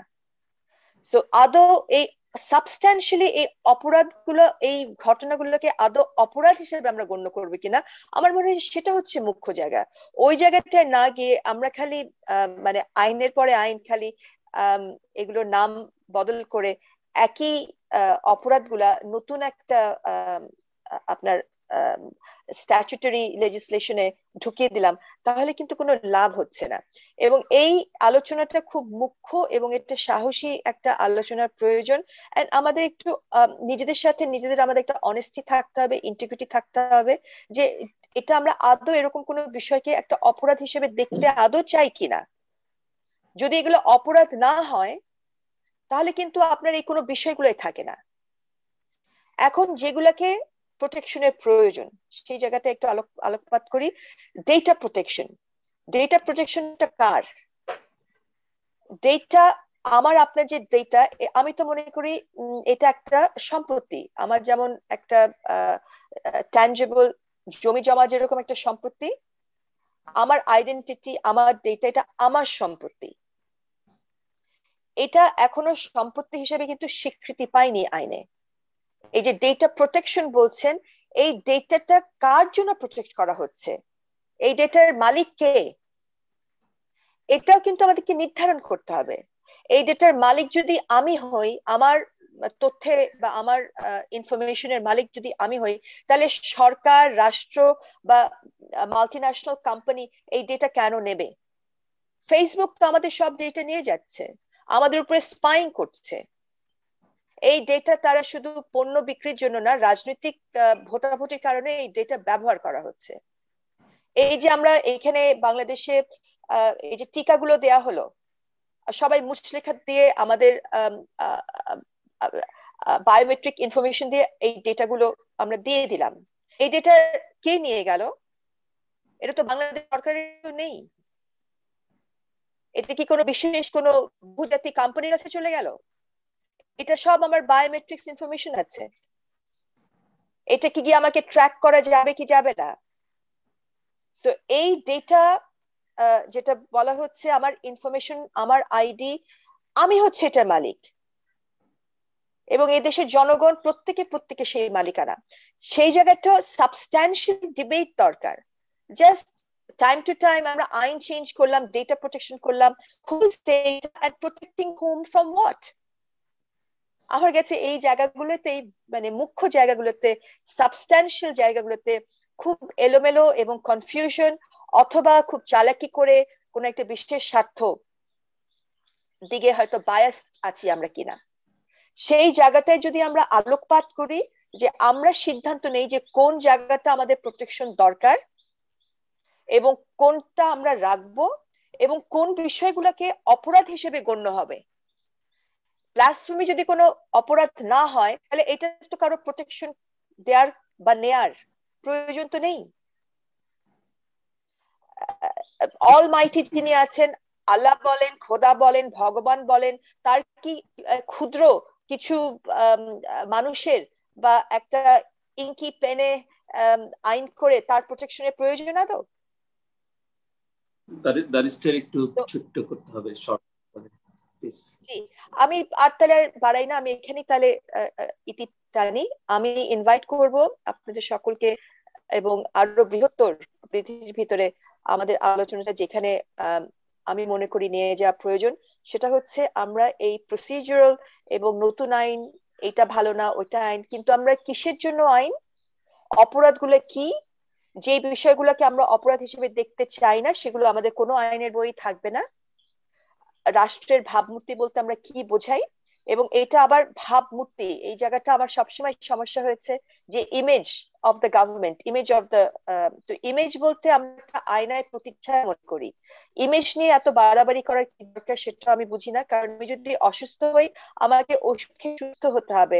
আয়নাতে আমাকে কিরকম দেখা যাচ্ছে সেটা প্রাসঙ্গিক না। আমরা যদি এখানে মেকআপ দিয়ে, হোয়াইট ওয়াশ দিয়ে আমাদের ইমেজ তৈরি করার জন্য আমরা খালি লেগে থাকি, এটা মোটেও শুভ নয়। আমার যদি সমস্যা হয়, আমাকে ইন্টারনালি আমাকে সুস্থ হওয়ার জায়গায় যেতে হবে। ইমেজ রক্ষা করা ইজ নট দ্য ইস্যু। এটা আমরা বিগত 20-25 বছরে শুনে যাচ্ছি যে সরকারি বা রাষ্ট্রীয় ইমেজ নষ্ট করা হচ্ছে। সো ইমেজ নিয়ে আমার মনে হয় আমরা একটা ডিবেট হওয়া দরকার যে ইমেজের কি যায় আসে। আমাকে সুস্থ হতে হবে, নট আমাকে আমার ইমেজটা কি, আমাকে আয়নায় বা ফটোগ্রাফে আমাকে সুন্দর লাগছে কি লাগছে না সেটা বিষয় না। আমি এখানে ইমেজ তৈরি করার জন্য আমি চুনকাম করলাম না মেকআপ দিলাম সেটা বিষয় না। আমাকে দেখতে হবে আমি সুস্থ কিনা। তো এইটা ডিবেট। ধর্মীয় অনুভূতির জায়গায় ব্লাসফেমি আদৌ থাকবে কিনা মেজর ডিবেট। এটা অন্য কোনো দেশে নেই, পাকিস্তানেও বোধহয় এটা তুলে দেওয়া হয়েছে। তো আমাদের দেশে, সাউথ এশিয়াতে একমাত্র দেশে আমাদের এগুলো এগুলো আমরা রাখবো কিনা, টু হোয়াট এক্সটেন্ট। আর এদিকে আপনার যেটা বললাম যে ডেটা বলতে, যে ডেটাটা হচ্ছে জনগণের ডেটা, আমাদের ডেটা, আমাদের অনুমতি ছাড়া আমাদের তথ্য, আমাদের সম্পত্তি, আমরা হচ্ছে মালিক পক্ষ, মালিক পক্ষের সম্পত্তি আরেকজনকে নিয়ে যাবে বা আরেকজন ব্যবহার করবে, এটা তো এই প্রোটেকশন দিতে হলে এই জায়গাটায় প্রোটেকশন প্রয়োজন। ধন্যবাদ। অনেক ধন্যবাদ ব্যারিস্টার তানিয়া মিরি। এবং একটি মৌলিক প্রশ্ন তুলেছেন যে বাংলাদেশে দেখা যাচ্ছে যে রাষ্ট্র এবং সরকারকে গুলিয়ে ফেলা হচ্ছে, এক করে দেখা হচ্ছে। রাষ্ট্র এবং সরকারের যে পার্থক্য সেটি আসলে অনুধাবন করা খুবই জরুরি। এবং সাংবাদিক বন্ধুরা যারা রয়েছেন তাদের কাছে অনুরোধ থাকবে যে নির্ধারিত আলোচকদের আলোচনা শেষে প্রফেসর আলী রিয়াজের কাছে যদি কোনো প্রশ্ন থাকে আপনারা সরাসরি সেই প্রশ্ন রাখতে পারবেন। আমি এই পর্যায়ে বলবার জন্য অনুরোধ করছি সুশাসনের জন্য নাগরিক সুজন সম্পাদক ডক্টর বদিউল আলম মজুমদারকে। ডক্টর বদিউল আলম মজুমদার। অনেক ধন্যবাদ। ইংরেজিতে একটা কথা আছে যে আপনার ভিডিওটা অন করবেন প্লিজ। ওকে, ঠিক আছে। Thank you. সরি, আবার অফ হয়ে গেল। ওকে, ইংরেজিতে একটা কথা আছে, even freedom is not free. যে আমাদের অধিকার, স্বাধীনতা এগুলো আপনার থেকে এগুলো সুরক্ষা হয় না, আপনার থেকে উজ্জিত হয় না। এই জন্য নাগরিকের অতন্দ্র প্রহরীর ভূমিকা পালন করতে হয়। তো আমার মনে হয় সিজিএস এবং যেই প্রফেসর আলী রিয়াজের নেতৃত্বে যে টিম কাজ করেছে, আমার মনে হয় তারা এই ভূমিকাটা, নাগরিকের অতন্দ্র প্রহরীর ভূমিকাটা জোরালোভাবে এটা পালন করেছে। আমি তাদের অভিনন্দন জ্ঞাপন করি, ধন্যবাদ জ্ঞাপন করি। এবং সত্যি একটা অসাধারণ কাজ হয়েছে। আমার মনে হয় এই কাজটা অব্যাহত থাকা দরকার। শুধু তাই নয়, সিজিএস এর পক্ষ থেকে আরেকটা আলোচনা হয়েছিল কয়েক মাস আগে, আমার যতটুকু মনে পড়ে। তো এই আলোচনা সহ আমি অনুরোধ করব একটা পাবলিকেশন তৈরি করার জন্য, একটা পাবলিকেশন তৈরি করে যাতে আমাদের কাছে এই তথ্যগুলো আমাদের হাতের কাছে আমরা পেতে পারি। আর আমাদের মতো যারা বয়স্ক, যাদের জন্য অনলাইনের থেকে ওই যে print version is lot more attractive, lot more মানে ইজি টু ইউজ, সহজ আমাদের জন্য ব্যবহার করা। তাই এরকম একটা প্রকাশনা প্রকাশ করার জন্য আমি অনুরোধ করি সিজিএস কে এবং জিল্লুরকে। আমি আবারও কনগ্রেচুলেশন জানাই। এই যে এটা আরো অত্যন্ত ব্যাপকভাবে ব্যবহৃত আরেকটা কথা আছে ইংরেজিতে, man is born free but they are in chain everywhere. তো এটা বোধহয় বাংলাদেশের ব্যাপারেই প্রযোজ্য, বাংলাদেশের ব্যাপারে বেশি প্রযোজ্য, অনেক দেশের ব্যাপারে প্রযোজ্য, বাংলাদেশের ব্যাপারে প্রযোজ্য। আজকের আলোচনা থেকে এটা আরো সুস্পষ্ট। এবং গত কয়েক সপ্তাহ থেকে আরো কতগুলো আইন, কতগুলো বিধি যে প্রণয়ন করার চেষ্টা করা হচ্ছে, তার থেকে এটা সুস্পষ্ট। আমাদেরকে হাতে কড়া পরিয়ে, হাতে সেই আমাদেরকে শৃঙ্খলিত করার একটা প্রচেষ্টা হচ্ছে। একটা গণতান্ত্রিক রাষ্ট্রে মানুষ কতগুলো অধিকার নিয়ে, অবশ্যই আমি যেটা বললাম যে human being are born free, মানুষ কতগুলো অধিকার নিয়ে জন্মগ্রহণ করে এবং ওই অধিকারগুলো স্বীকৃতি দেওয়া হয়, সমন্বিত রাখা হয় একটা গণতান্ত্রিক রাষ্ট্রে কতগুলো আইনের মাধ্যমে এবং কতগুলো বিধিবিধানের মাধ্যমে। তার মধ্যে সংবিধান অন্যতম। এবং এই জন্য কতগুলো আন্তর্জাতিক আইনও আছে, সেই universal declaration of human rights থেকে শুরু করে আরো অনেকগুলো আমরা চুক্তিতে স্বাক্ষর করেছি। এগুলোর মাধ্যমে এগুলোর সমুন্নত রাখার প্রচেষ্টা করা হয়। এবং যেই যেই দুই ধরনের অধিকারকে সমুন্নত রাখার চেষ্টা করা হয়, স্বীকৃতি দেওয়া হয়, সেটা হলো গণতান্ত্রিক অধিকার এবং নাগরিক অধিকার। গণতান্ত্রিক অধিকার আমাদের ভোট দেওয়ার অধিকার, এবং নাগরিক অধিকার আমাদের বাক স্বাধীনতা থেকে আরম্ভ করে চলাফেরার স্বাধীনতা ইত্যাদি, যেগুলো আমাদের সংবিধানের সুস্পষ্টভাবে স্বীকৃতি দেওয়া আছে। কিন্তু একটা গণতান্ত্রিক রাষ্ট্রে এই সকল অধিকারগুলো স্বীকৃতি দেওয়া হয় এবং সমুন্নত রাখা হয়, এবং সরকারের দায়িত্ব হলো নাগরিকের এই অধিকারগুলো যেন তারা ভোগ করতে পারে সেটা নিশ্চিত করা। কিন্তু কর্তৃত্ববাদী ব্যবস্থা যেখানে বিরাজমান, সেখানে কিন্তু এই অধিকারগুলো হরণ করার জন্য সরকার এই অধিকারগুলো হরণ করে। এই অধিকারগুলো হরণ করার মাধ্যমে তারা কর্তৃত্ববাদ প্রতিষ্ঠা করে। তারা এবং এটা দুইভাবে করে, তারা কতগুলো আইন প্রণয়নের মাধ্যমে এবং আইনগুলো ব্যবহারের মাধ্যমে। আমরা এই যে ডিজিটাল সিকিউরিটি অ্যাক্ট এবং আরো সম্প্রতি কয়েকটা আইন যেগুলো প্রণয়ন করার প্রচেষ্টা চালানো হচ্ছে, তো এগুলো আইন প্রণয়নের মাধ্যমে এই আইনগুলো প্রণয়ন করা হচ্ছে নাগরিকের স্বার্থে,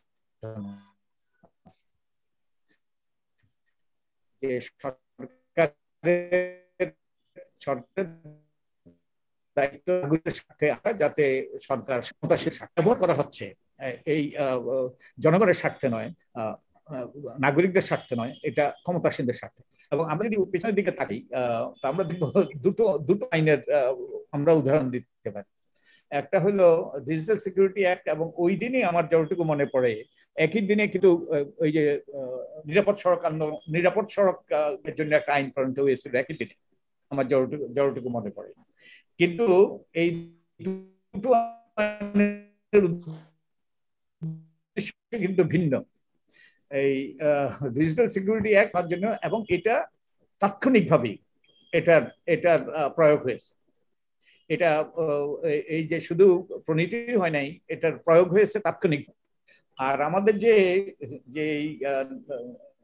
নিরাপদ সড়ক আইনটা এখন পর্যন্ত পুরোপুরি একটা, এবং অনেকদিন পরে এটা প্রয়োগ করার চেষ্টা করা হয়েছে, কিন্তু এখন পর্যন্ত এটা বিভিন্ন কারণে অনেক শক্তিশালী প্রতিপক্ষ আছে, এই জন্য এটা এখন পর্যন্ত বাস্তবায়িত হয়নি পুরোপুরি। এবং এই যে আইন, যে ইনফ্যাক্ট এই আইন করে মানুষের অধিকার হরণ করা হয়, ইটস এ ওয়েপনাইজেশন অফ ল, অর্থাৎ আইনকে অস্ত্রে পরিণত করা, এবং আমাদের সংবিধানকে অস্ত্রে পরিণত করা হয়েছে। আমরা জানি ওই যে তত্ত্বাবধায়ক সরকার ব্যবস্থা বাতিল করে সেখানেও আইনকে অস্ত্রে পরিণত করা হয়েছে। তো এই সকল আইনগুলোর মাধ্যমে অস্ত্রে পরিণত করা হচ্ছে। এই অস্ত্রটা তারা যখন যার বিরুদ্ধে, এই যে আজকের আলোচনা থেকে এবং আগেরও আলোচনা থেকে এটা সুস্পষ্ট, যখন যার বিরুদ্ধে চায় তারা এগুলো ব্যবহার করতে পারে, ওয়েপনাইজেশন অফ ল। তো এই যে এবং আরেকটা প্রয়োগের কথা আমি বলতে পারি, যে এই যে ডিজিটাল সিকিউরিটি অ্যাক্ট, আপনাদের হয়তো মনে আছে যে আমাদের 2018 সালের, এটা তো 2018 সালের নির্বাচনকে সামনে রেখেই ডিএসএ করা হয়েছিল, ডিজিটাল সিকিউরিটি অ্যাক্ট। ওটা কিন্তু ওই নির্বাচনের সময় ব্যবহৃত হয়েছিল। আমার যতটুকু মনে পড়ে, কয়েকটা কনস্টিটিউয়েন্সিতে শতভাগ কিংবা তার বেশি ভোট পড়েছিল। এটা যে যখন নির্বাচনী ফলাফল ঘোষণা করা হয়, তখন আমার মনে হয় দক্ষিণবঙ্গে খুলনা এলাকা, এবং সেইগুলো কয়েকজন সাংবাদিক সেটা রিপোর্ট করেছিল, এবং তাদের বিরুদ্ধে এই ডিজিটাল সিকিউরিটি, আমার যতটুকু মনে পড়ে, ডিজিটাল সিকিউরিটি তাদের বিরুদ্ধে মামলা হয়েছিল, তারা গ্রেপ্তার হয়েছিল।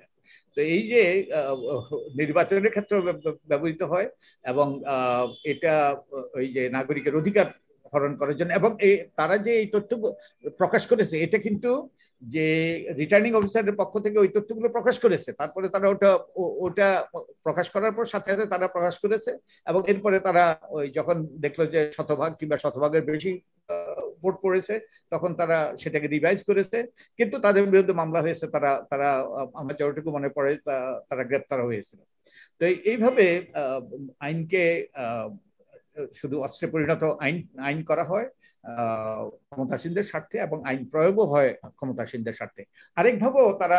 আরেকভাবেও এই যে ক্ষমতাসীনরা কিংবা ক্ষমতাসীনদের যারা অনুগত তারা আরেকভাবেও আমাদেরকে এই যে বিভিন্নভাবে আমাদেরকে অবনমিত করার চেষ্টা করছে। তারা শুধু এই আইন দিয়েই করছে না, তারা কিন্তু নিজেরাই অপপ্রচার চালাচ্ছে। এই যে গত সপ্তাহে বোধহয় কিংবা তার আগের সপ্তাহে দেবপ্রিয়ারা আমার নামে একটা সরকারের প্রতি অনুগত বিভিন্ন রকম অপপ্রচার চালিয়েছে।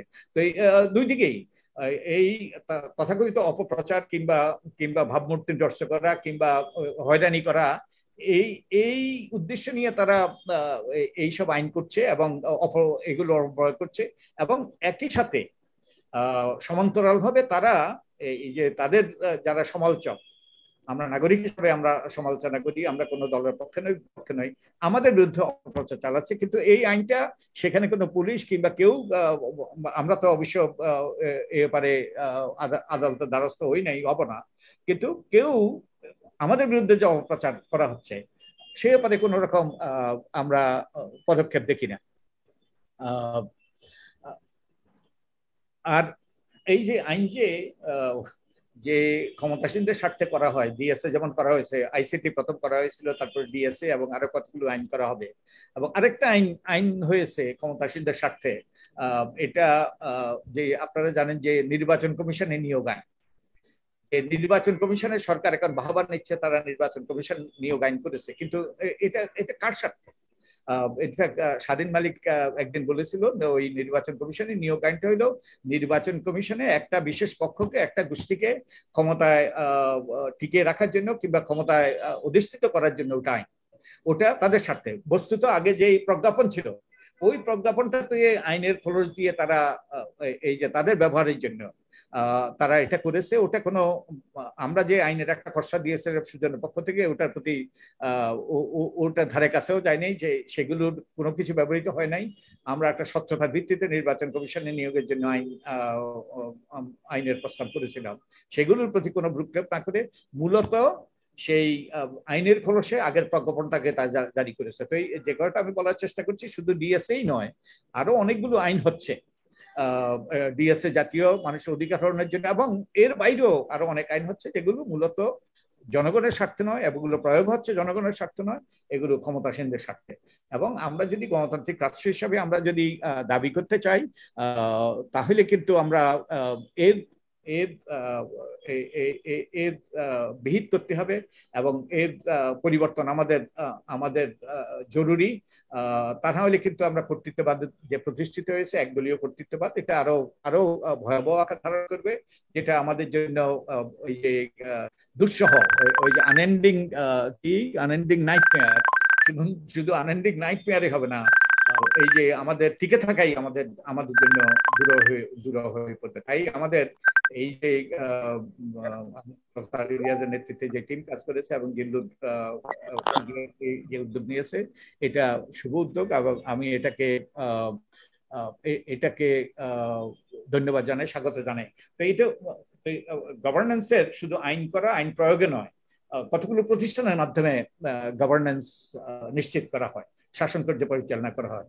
এই প্রতিষ্ঠানগুলোকে দলীয়করণের মাধ্যমে আমাদের আদালত থেকে, উচ্চ আদালত থেকে শুরু করে নিম্ন আদালত এবং আমাদের সবগুলো সাংবিধানিক প্রতিষ্ঠান, বিধিবদ্ধ প্রতিষ্ঠান, সবগুলো দলীয়করণের মাধ্যমে এই প্রতিষ্ঠানগুলোকে নষ্ট করা হয়েছে।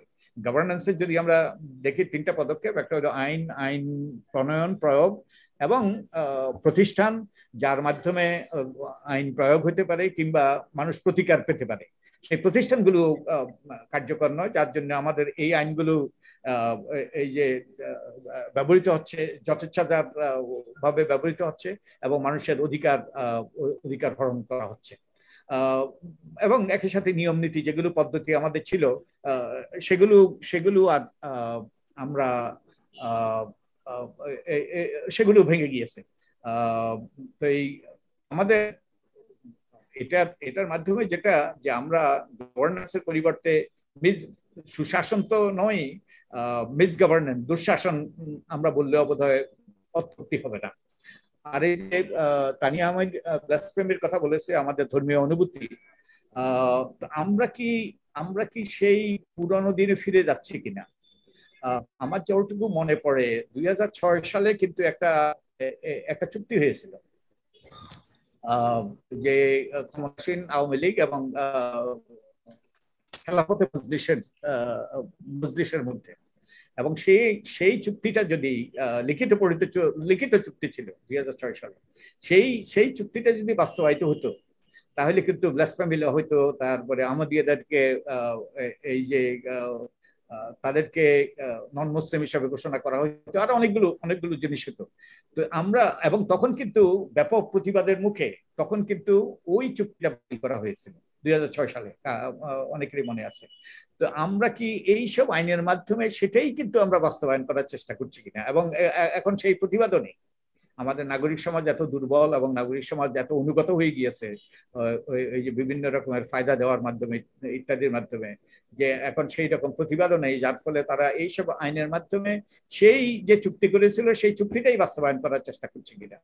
তো আমি শেষ করার আগে আমি আবারও ধন্যবাদ দিতে চাই, এবং আমি আশা করব আমাদের সাংবাদিক বন্ধুরা যারা আছে, এবং এই যে এখন সাংবাদিকদের ওনাদের জন্য আর যে একটা আইন হচ্ছে, এবং স্বাধীন সাংবাদিকতার জন্য একটা কালা কানুন বলে তারা যে দাবি করছে, আমি আশা করব আমাদের সবাই আমরা এককভাবে সম্মিলিতভাবে সোচ্চার হই এই সকল আইনের, এবং যাতে আমরা যেই লক্ষ্যে আমাদের বীর মুক্তিযোদ্ধারা প্রাণ দিয়েছে, যেই লক্ষ্যে আমাদের মা বোনরা তাদের ইজ্জত দিয়েছে, যেই লক্ষ্যে আমাদের বহু আত্মত্যাগ, সেই লক্ষ্যটা যেন আমাদের এই যে নাইট মেয়ারে, আমাদের দুঃস্বপ্নে শুধু পরিণত নয়, আমরা বাসের অযোগ্য রাষ্ট্রে যাতে পরিণত না হয়, সেই ব্যাপারে আমরা আমাদের ভূমিকা পালন করার সেই আহ্বান জানিয়ে আমি আমার কথা শেষ করছি।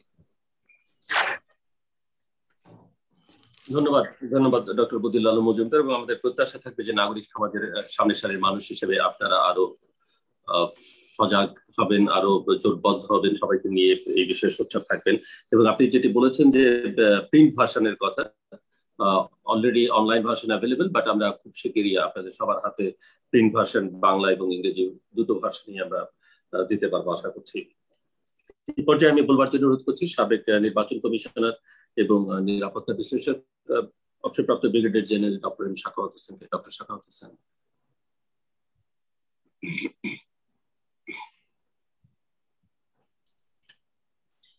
ধন্যবাদ জনাব জিল্লুর, ধন্যবাদ সিজিএস কে একটা অত্যন্ত গুরুত্বপূর্ণ বিষয়ে আলোচনার জন্য, আর বিশেষ করে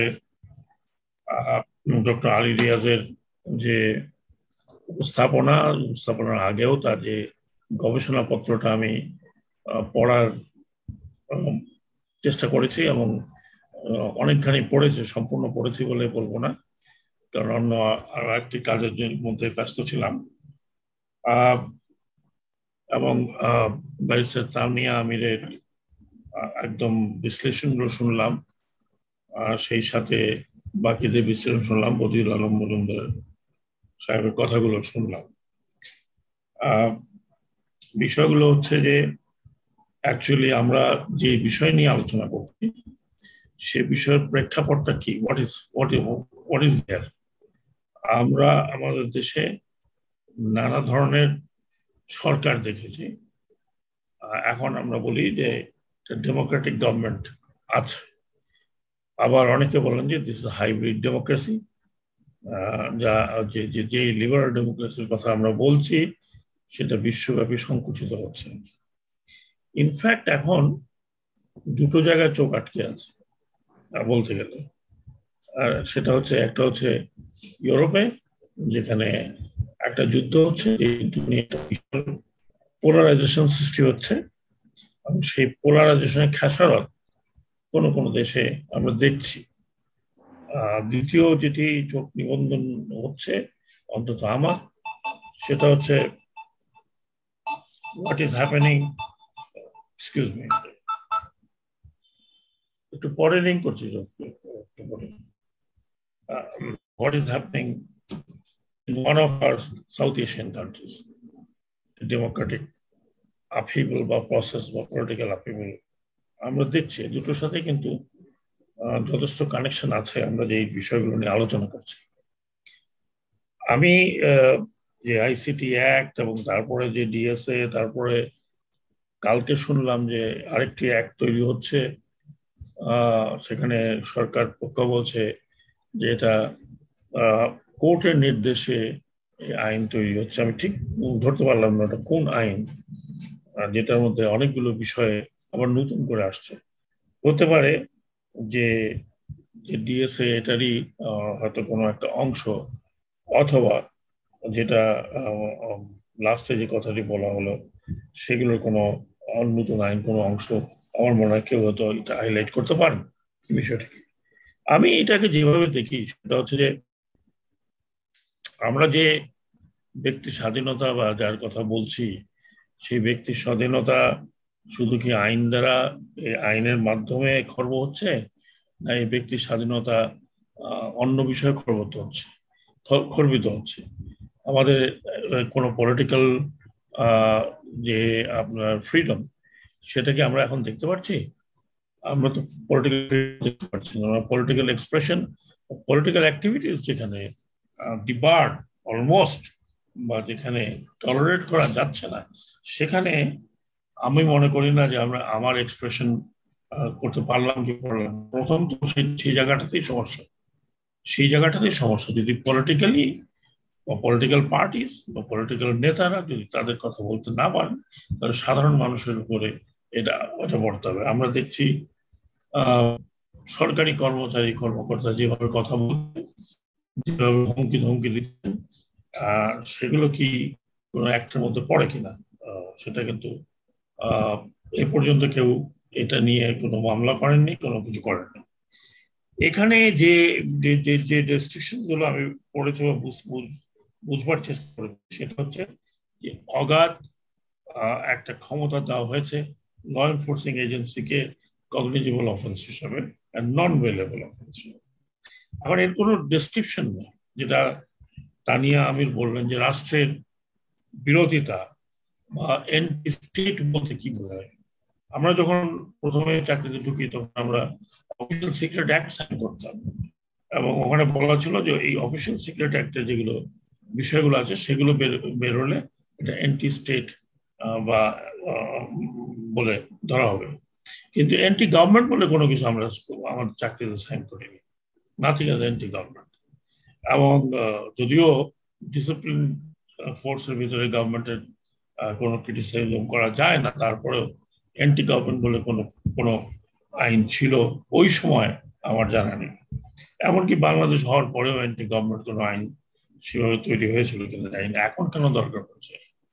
এখন দরকার পড়ছে যেটা আমি মনে করি সেটা হচ্ছে আউট অফ এক ধরনের সরকারের ভিতরে বা যারা সরকার পরিচালনা করছে তাদের ভিতরে। সেই সংখ্যাটা হচ্ছে যে ডেমোক্রেটিক প্রসেসটা যে রেস্ট্রিক্টেড হয়ে আছে বলে, যেইভাবে নির্বাচিত হয়েছে সরকার, যেভাবে অন্যরা নির্বাচিত হয়েছে ফর দেয়ার প্রোটেকশন। এখন এইখানে দরকার ডেফিনেটলি। আপনি যেটা বিশ্বব্যাপী আছে যে আপনি ডিজিটালি নিরাপত্তার একটা কথা উঠেছে, কিন্তু সেই ডিজিটাল নিরাপত্তাটার গণ্ডিটা কোথায় সেটা কিন্তু আমরা এখনো নির্ণয় করতে পারিনি। ডিজিটাল নিরাপত্তা সেখানে দরকার, যেমন ধরুন বাংলাদেশের 10 কোটি লোকের 10 কোটি ভোটারের একটা ডেটাবেস রয়েছে, ডিজিটালি ডেটাবেস।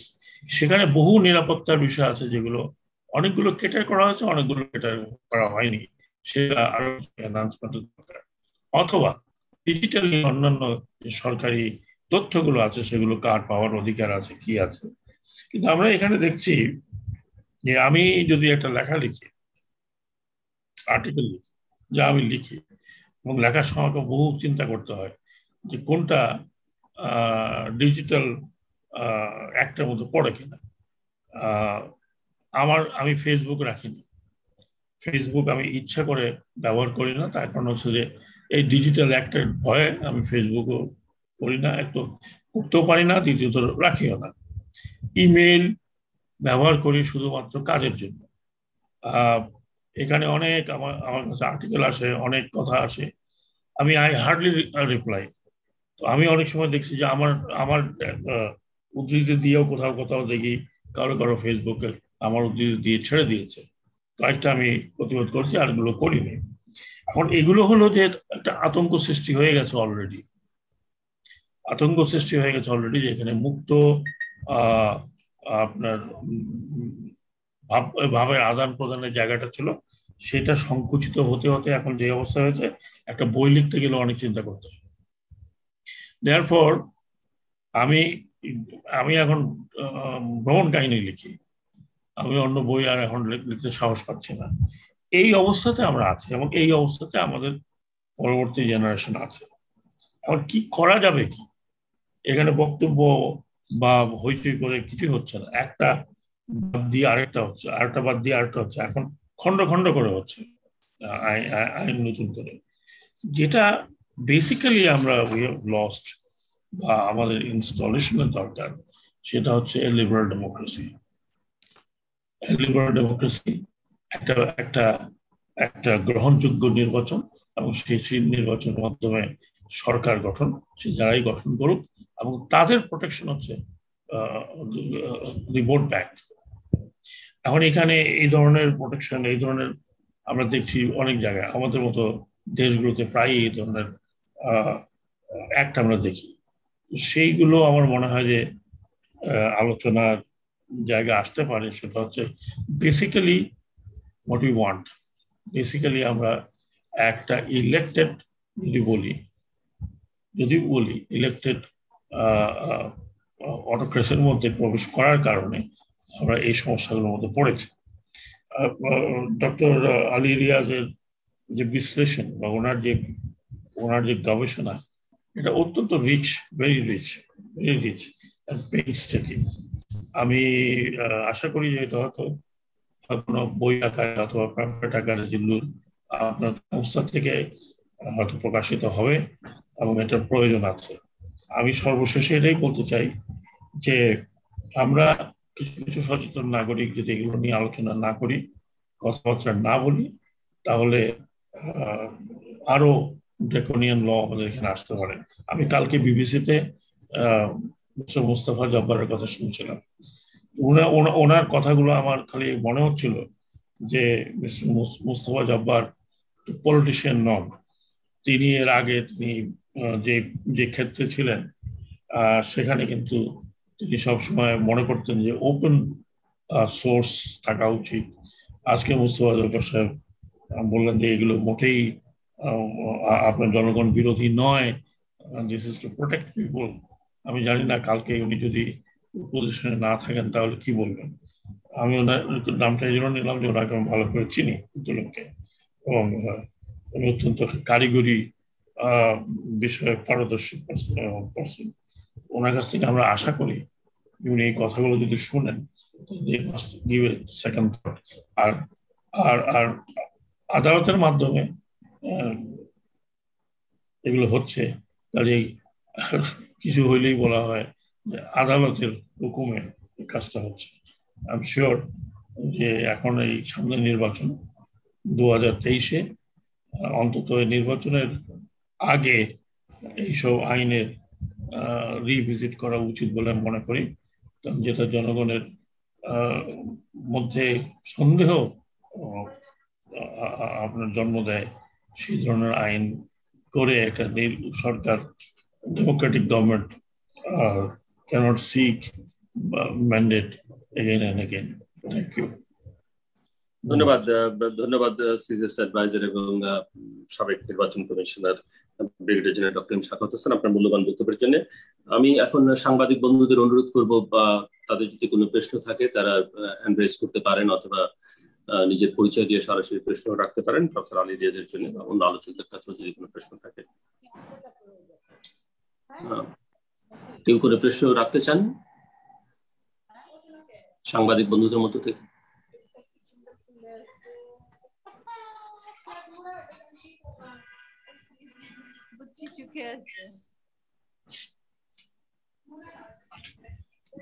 কেউ প্রশ্ন রাখতে চাচ্ছেন?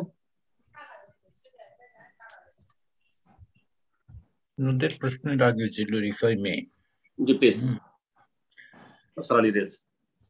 যেটা ব্রিগেডিয়ার সাখাওয়াত বদিউল আলম মজুমদার বারবার বলেছেন, এই আইনগুলোর এক হচ্ছে যে আমাদের যে প্যাটার্নটা আমরা দেখতে পাচ্ছি 16 মাস পরে, মানে প্রথম যখন দেখেছি তখন যে প্রবণতা ছিল 2020 সাল থেকে শুরু করে 2021 সাল পর্যন্ত এক ধরনের প্রবণতা, যেভাবে ব্যবহৃত হচ্ছে এই ব্যবহারের মাত্রা বাড়বে, ট্র্যাজেক্টরিটা ওই জায়গায় নির্বাচনকে কেন্দ্র করে এই আশঙ্কা তৈরি হয়েছে। এই আশঙ্কাটা আমরা দেখতে পাচ্ছি, আমাদের ডেটা তাই বলে। এবং তার পাশাপাশি যদি এই নতুন আইনগুলো তৈরি হয় তাহলে এখন পর্যন্ত যতটুকু সীমিত কথা বলার জায়গা আছে সেটাও খুব অত্যন্ত সীমিত, কারণ আরো ডিটেলসে আমরা যে সমস্ত তথ্য দেখতে পাচ্ছি ব্যবহারের এই আইনে, এগুলো শুধু শঙ্কাই তৈরি করে না, শুধু দুঃস্বপ্ন হয়। দুঃস্বপ্ন বলছে এই কারণে যে এর কোনো শেষ দেখা যাচ্ছে না, আরো কঠোর আইনের মধ্যে যাচ্ছে। এবং তার মূল জায়গাটাতে যেটা ব্রিগেডিয়ার সাখাওয়াত করেছে, আসলে গণতন্ত্রের সংকটটাই হচ্ছে আসল, লিবারেল ডেমোক্রেসির অ্যাবসেন্সটার কারণে এই আইনগুলোর এই প্রয়োগগুলো দেখতে পাচ্ছি আমরা। এগুলো আমাদের উদ্বিগ্ন করে, আমাদেরকে চিন্তিত করে, একটু বেশি ভয়াবহ জায়গায় দেশকে নিয়ে যাওয়ার আশঙ্কাটা তৈরি হচ্ছে। আমাদের এই তথ্যগুলি তাই বলছে আর কি, যে প্রবণতাটা ভয়াবহ। আগামী দিনগুলো এবং নির্বাচনের কথা বলা হচ্ছে, নির্বাচন পর্যন্ত যাওয়ার আগেই পরিস্থিতি আসলে মত প্রকাশের ক্ষেত্রে, স্বাধীন চিন্তার ক্ষেত্রে ব্রিগেডিয়ার সাখাওয়াত বললেন যে উনি এখন লিখতে ভয় পান। উনি যদি না বুঝে থাকে ব্রিগেডিয়ার সাখাওয়াত এটাই হচ্ছে। আমি একটু এইখানে অ্যাড করি, সাংবাদিকদের মধ্যে থেকে তবু খানিকটা প্রতিবাদ দেখতে পাই আমরা। যেটা দেখতে পাই না সেটা হচ্ছে একাডেমিকদের মধ্যে। নিজে একটু বিশ্ববিদ্যালয়ের সঙ্গে যুক্ত বলে একসময় ঢাকা বিশ্ববিদ্যালয়ে শিক্ষকতা করার সুযোগ আমার হয়েছিল, সেই কারণেই হোক আমি একাডেমিকদের মধ্যে থেকে প্রতিবাদ দেখতে পাই। তাদের কাছে এই তথ্যগুলো আছে, যদি না থেকে থাকে এই তথ্যগুলো দেখুন। এগুলো মত প্রকাশের স্বাধীনতার জায়গাকে কতটা সংকুচিত করেছে। আপনি বলবেন যে সাংবাদিকরা আজকে লিখতে পারছেন, কিন্তু ভবিষ্যতে যে জায়গাটা একাডেমিক্সরা যে স্বাধীন মত চর্চা করতে পারছেন না, তার পরিণতি হবে আজকে না, কালকে না, 6 মাসে নয়, 1 বছর পরে, 2 বছর, 5 বছর পরে আমরা ইতিমধ্যেই সেটা প্রকাশিত হতে শুরু করে দেয়। সেটা নিয়ে আমি আর সেই আলোচনাগুলো আমরা তথ্য হিসেবে যা দেখতে পেয়েছি তার আলোকেই বললাম। ধন্যবাদ। কারো প্রশ্ন থাকলে আমি উত্তর কোনো কারোর জন্য, আমার জন্য কোনো প্রশ্ন থাকলে এই গবেষণার বিষয়ে ইতিমধ্যেই আমরা সেটাই পুরো প্রতিবেদনটা আছে আপনাদের কাছে, বাইরে যদি কোনো প্রশ্ন থাকে আপনারা করতে পারেন। ধন্যবাদ প্রফেসর আলী রিয়াজ। কোনো প্রশ্ন আছে সাংবাদিক বন্ধুদের কাছ থেকে? জিলুর ভাই, আমি সারোয়ার সুমন, চ্যানেল 24 থেকে বলছি। আমার একটা প্রশ্ন ছিল আলী রিয়াজ স্যারের কাছে। আমার মনে হয় অন্যদের অডিওটা মিউট করে রাখলে ভালো। স্যার, আমি যে প্রশ্নটি রাখতে চাই, 15 মাসের যে স্ট্যাটিস্টিক্স আমরা দেখেছি এবং পরবর্তী 9 মাসে বেড়ে গেল, আপনার ধারণা যে সেটি আগামী নির্বাচনকে সামনে রেখে এটি যদি আরেকটু ব্যাখ্যা করতেন, যে পরবর্তী 9 মাসে কিংবা সামনের দিনে কি আমরা আশঙ্কা করতে পারি যে এই সংখ্যাটা আরো বাড়বে, কিংবা আপনার গবেষণার ট্রেন্ড কি সেটা বলে কিনা, এটির উত্তর যদি একটু দিতেন। আচ্ছা, আপনার নামটা ক্যাচ করি। আমার নাম সারোয়ার সুমন, আমি চ্যানেল 24 এর সিনিয়র রিপোর্টার। আচ্ছা, থ্যাংক ইউ সারোয়ার। দেখুন, দুভাবে এটা ব্যাখ্যা করা যায়। আপনি যদি আমাকে একজন অ্যানালিস্ট হিসেবে প্রশ্ন করেন তাহলে আমি একভাবে দেবো। আজকে আমি যে টুপিটা পরে এখানে বসছি, the hat I'm wearing is driven by data, বুঝতে পেরেছি? এভিডেন্স কি বলে? আমার এভিডেন্স আমাকে বলছে যে গত 9 মাসের পরিস্থিতি কি ভয়াবহ হয়েছে। ট্র্যাজেক্টরিটা খুব ক্লিয়ার। এটা কেবল ইলেকশনের জন্য নয়, এখন কেবল ইলেকশনের জন্য নয়, ট্র্যাজেক্টরি ইটসেলফ ডেটা বলছে যে ট্র্যাজেক্টরি ভয়াবহ। এবং কি পরিমাণ আপনি দেখুন, আমি যে কারণে বড় চিত্রটা তুলে ধরেছি সেটা কি দেখুন, যে প্রথম যখন আমরা দেখলাম সেই জায়গায় প্রথম 2020 সালে, যার 1 জানুয়ারি থেকে 2021 সালের মার্চ মাস পর্যন্ত পরে অভিযুক্ত ছিলেন 60 জন, এখন এটা 147 জনে গিয়ে দাঁড়িয়েছে। 60 থেকে 147, ডাবলের বেশি। মানে আপনি যদি মাসের হিসাব করেন, কিংবা ধরুন আটকের ক্ষেত্রে, তাই না, যদি আপনি দেখেন যে গড়ে আটক হচ্ছেন 18 জন, সেক্ষেত্রে সেটা এখন আটক হচ্ছেন 67 জন। মাসে প্রতি 2 দিনে একজন আটক হচ্ছে, এখন দিনে 2 জন আটক হচ্ছে। এবং এটাও দেখুন রাজনৈতিক পরিস্থিতির সঙ্গে যদি আপনি মেলান, ক্ষমতাসীন দল এবং সরকারের সম্পূর্ণ নিয়ন্ত্রণাধীন পরিস্থিতিতে এই অবস্থা। ট্র্যাজেক্টরি কি বলে? আমি এটা অ্যানালিস্ট হিসেবে আমি আরো অনেকজন নিতে পারি, কিন্তু আপনাদের কাছে আমি ডেটা ড্রিভেন কথা বলছি। এভিডেন্স কি বলছে? এভিডেন্স বলছে যে এই প্যাটার্ন করছে। একটা মাত্র এক্সেপশন হতে পারে, কি জানেন? এক্সেপশনটা হচ্ছে এর মধ্যে ওটিটি তৈরি হলে, এর চেয়েও ভয়াবহ পরিস্থিতি তৈরি হলে আপনি যদি কথা বলা কমপ্লিটলি বন্ধ করে দেন, তাহলে সংখ্যাটা কমে যাবে। তখন সরকার দাবি করতে পারবে যে দেখেন একদমই হচ্ছে না। আমার এই তথ্য নিয়ে বলছিলেন যে 147 জন করে অভিযুক্ত হয়, 67 জন করে আটক হয়। কই, এখন তো মাত্র 22 জন আটক হয়েছে সারা বছরে। কারণ কথা বলে বন্ধ হয়ে যাবে। ব্রিগেডিয়ার সাখাওয়াত আজকে একটা কথা বলেছেন, উনি লিখতে দ্বিধান্বিত। বেশ কিছুদিন আগে অধ্যাপক রেহমান সোবহান এই কথাটা বলেছিলেন যে আগে আইয়ুব খানের আমলে তিনি লিখতে যতটা স্বচ্ছন্দ বোধ করতেন, আজকে তিনি লিখতে হলে 4 বার চিন্তা করেন। অধ্যাপক রেহমান সোবহান বাংলাদেশের মুক্তিযুদ্ধের যারা মানে একেবারে গোড়া থেকে কাজ করেছে বাংলাদেশের, অধ্যাপক রেহমান সোবহান এই কথাটা বলতে বাধ্য হয়েছে। ট্র্যাজেক্টরিটা দেখুন, এটাই আমার আশঙ্কা। Thank you sir, thank you. আর কেউ কোনো প্রশ্ন করবেন? আচ্ছা, আমি রাশেদ মেহেদী সমকাল থেকে, আমি একটা প্রশ্ন করতে চাই। সমকাল থেকে রাশেদ, প্লিজ। আমি একটু আলিয়া স্যারের কাছে জানতে চাই। জি জি, আমি তার কাছে একটু জানতে চাই যে আপনারা একটা জিনিস খেয়াল করে দেখবেন, ঠিক আছে, আমরা মানে যে ডিজিটাল সিকিউরিটি অ্যাক্ট যেটা, সেটা নিয়ে যে গবেষণা দিয়েছেন সেটা সম্পূর্ণ ঠিক আছে, কিন্তু একই সঙ্গে যেটা হচ্ছে যে ফেসবুককে ব্যবহার করে বাংলাদেশেরই একদল সাইবার ক্রিমিনাল কিংবা যারা বিভিন্ন অভিযুক্ত দেশে কিংবা দেশের বাইরে আছে, তারা বিভিন্ন ব্যক্তি ডিফেম করছে। আমরা অনেকে এখানে আছি যারা এই ডিফেমের শিকার, একদম নির্চলা শতভাগ মিথ্যা তথ্য দিয়ে ডিফেম করা হচ্ছে তাদের কোনো উদ্দেশ্য মানে ইয়ে থেকে। সেই ক্ষেত্রে ফেসবুক কিংবা ইউটিউবের মতো প্ল্যাটফর্ম গুলোকে আমরা যদি দায়বদ্ধ করতে চাই, সেরকম একটি আইন হওয়া উচিত কিনা? এক, ফেসবুক, এবং আমরা দেখেছি যে বাংলাদেশ থেকে সম্প্রতি, আমি প্রমাণ আছে আমার কাছে একদম, যে ফেসবুক আপনি যদি কোনো ভিডিও বা পোস্টকে ইয়ে করেন, রিপোর্ট করেন, এমন তারা লিখেছে যে পোস্ট রিমুভ করা হয়েছে, আসলে রিমুভ করা হয়নি। কারণ তারা যেটা করে, কোনো পোস্ট যদি বুস্ট করে কেউ, ওই বুস্টের মেয়াদ শেষ না হওয়া পর্যন্ত তারা রিমুভ করে না, which is very criminal offence of Facebook authority. So এটা বন্ধ করার জন্য বাংলাদেশ কি করতে পারে? এই অফেন্সের শিকার তো সাধারণ নিরীহ মানুষ হচ্ছে, আমার মতো লোকজন হচ্ছে। তাহলে এর প্রতিকার কি হবে? সেক্ষেত্রে কি একটি আইন হওয়া উচিত না, যে আইন দিয়ে আমি ফেসবুককে যে কোনো সময় জরিমানা করতে পারি, প্রয়োজনে একজন ব্যক্তির ডিফেম কাটানোর জন্য কিংবা ডাটা মাইনিং আটকানোর জন্য আমি তাকে অনির্দিষ্টকালের জন্য ফেসবুক বন্ধও রাখতে পারি? কারণ এই ডিফেমটাকে আপনাদের কাছে গুরুত্বপূর্ণ মনে হয় না? মানুষের কাছে জন্য যেভাবে ডিফেম করা হচ্ছে কিছু ক্রিমিনাল, এবং সেই ক্রিমিনালরা ফেসবুক এবং ইউটিউবের বেনিফিট নিচ্ছে, সেক্ষেত্রে আপনার বক্তব্য কি হবে? Thank you. দুটো বিষয়। প্রথম কথা হচ্ছে, আবার বলি, ডাটার দিকে তাকান। আপনি বলছেন তো যে হ্যারাসমেন্টের কথা, 51টা মামলা হয়েছে, 83 জন অভিযুক্ত হয়েছে, 399টা মামলা হয়েছে মত প্রকাশের জন্য। আপনি বলছেন ডিফেম করার কথা। এখন আপনি এই নিয়ন্ত্রণ কখন করতে পারবেন? যখন আপনি একটা পার্টিজান অ্যাপারেটাস দিয়ে করবেন না।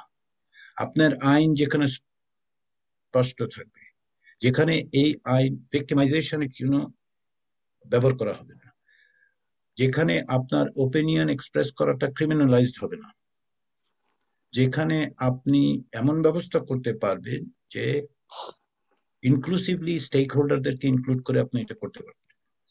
আপনি ফেসবুককে মানে ফেসবুকের বিরুদ্ধে ক্রিটিসিজম অবশ্যই আছে, অফকোর্স আছে। মিয়ানমারে তারা গণহত্যার ক্ষেত্রে যে ভূমিকা পালন করেছে সেটা নিয়ে ক্রিটিসিজম আছে। তার অর্থ এই নয় যে আপনি আইন করে সমস্ত রকম মত প্রকাশের অধিকার বন্ধ করে দেবেন, শুধু ফেসবুকের ক্ষেত্রে। এই আইন যেটা আমরা দেখতে পাচ্ছি এবং ওটিটি বলে যে আইন এখন বলা হচ্ছে, সেই আইন তো বিশেষভাবে কাউকে মানে প্রতিষ্ঠানের বা এই ধরনের পরিস্থিতি থেকে রক্ষা করবে না, বরং যেটাকে এনকারেজ করবে। আপনি আমাকে বলুন রাশেদ, আপনি আমাকে বলুন যে যখন সরকার বিরোধী লোকজন ডিফেমড হয়, ব্যবহৃত হতে দেখেছেন কি আপনি কখনো ডিজিটাল সিকিউরিটি অ্যাক্ট? বদিউল ভাই প্রসঙ্গটা তুলেছেন, কিন্তু তাহলে আপনি wanton use of this law precisely by a certain political party, রাজনীতিবিদ যারা অভিযুক্ত হয়েছেন তাদের রাজনৈতিক পরিচয়গুলো তোমরা জানি। আবারও বলি, এভিডেন্স তো তা বলছে। আপনি এখন সেটাকে যুক্তি হিসেবে দাঁড় করিয়ে যদি আপনি ব্যবহার করতে চান যে আপনি সকলের কথা বলা বন্ধ করে দেবেন। আমি একটু আগে বলছিলাম যে কথাটা, যে কথা না বললেই আটক টাটক কমে যাবে। আপনি যদি এমন পরিস্থিতি তৈরি করতে পারেন কেউ কথা বলছেই না, তাহলে আটক টাটক বন্ধ যাবে। কিন্তু এটা তো অথরিটারিয়ানিজমের লক্ষ্য। আপনি ফেসবুককে দায়ী করতে গিয়ে আপনি যদি আমার কথা বলার বন্ধ করে দেন, এই জায়গায় রাষ্ট্র কাকে প্রোটেক্ট করবে? আমাকে প্রোটেক্ট করবে? তো প্রোটেক্ট করার জন্য তাকে এই ব্যবস্থা নিতে হবে যে আমি কথা বলে বন্ধ করে দেবো। আইন তৈরি করার ক্ষেত্রে ডিজিটাল সিকিউরিটি অ্যাক্ট করার থেকে স্টেক হোল্ডার্সরা যেটা বলেছে, আমি আপনাকে একটা উদাহরণ দিই। এই উদাহরণ আপনি সাংবাদিকতায় আছেন, জানেন।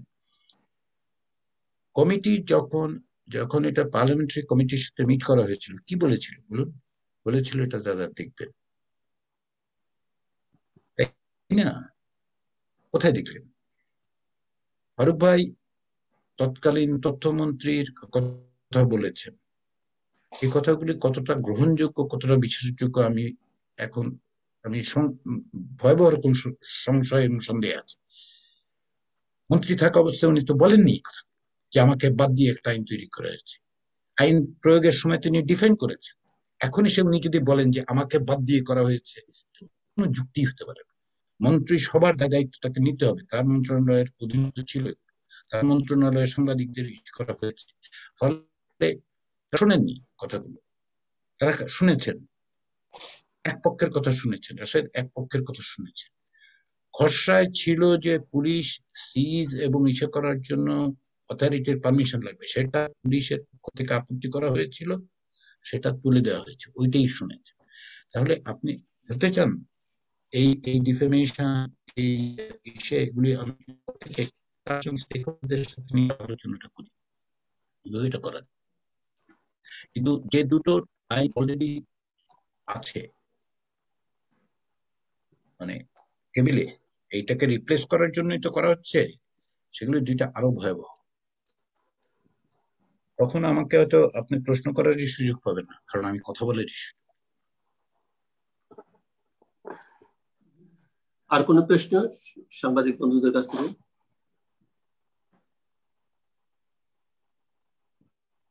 আমার মনে হচ্ছে যে আর কোন প্রশ্ন?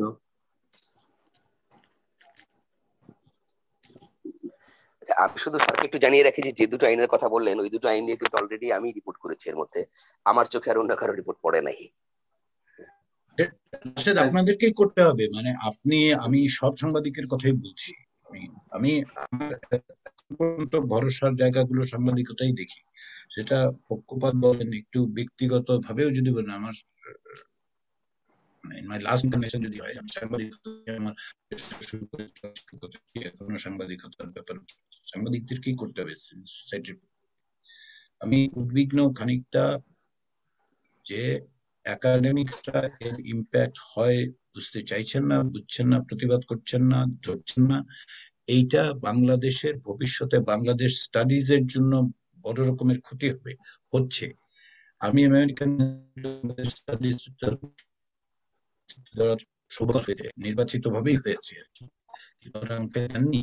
তো আমি তো দেখতে পাচ্ছি গত 2 বছরে এটা দেখতে পাচ্ছি যে এই পরিস্থিতির জায়গায় এসে দাঁড়িয়েছে। বাংলাদেশ স্টাডিজের জন্য একটা বড় রকমের ক্ষতি হয়ে যাচ্ছে।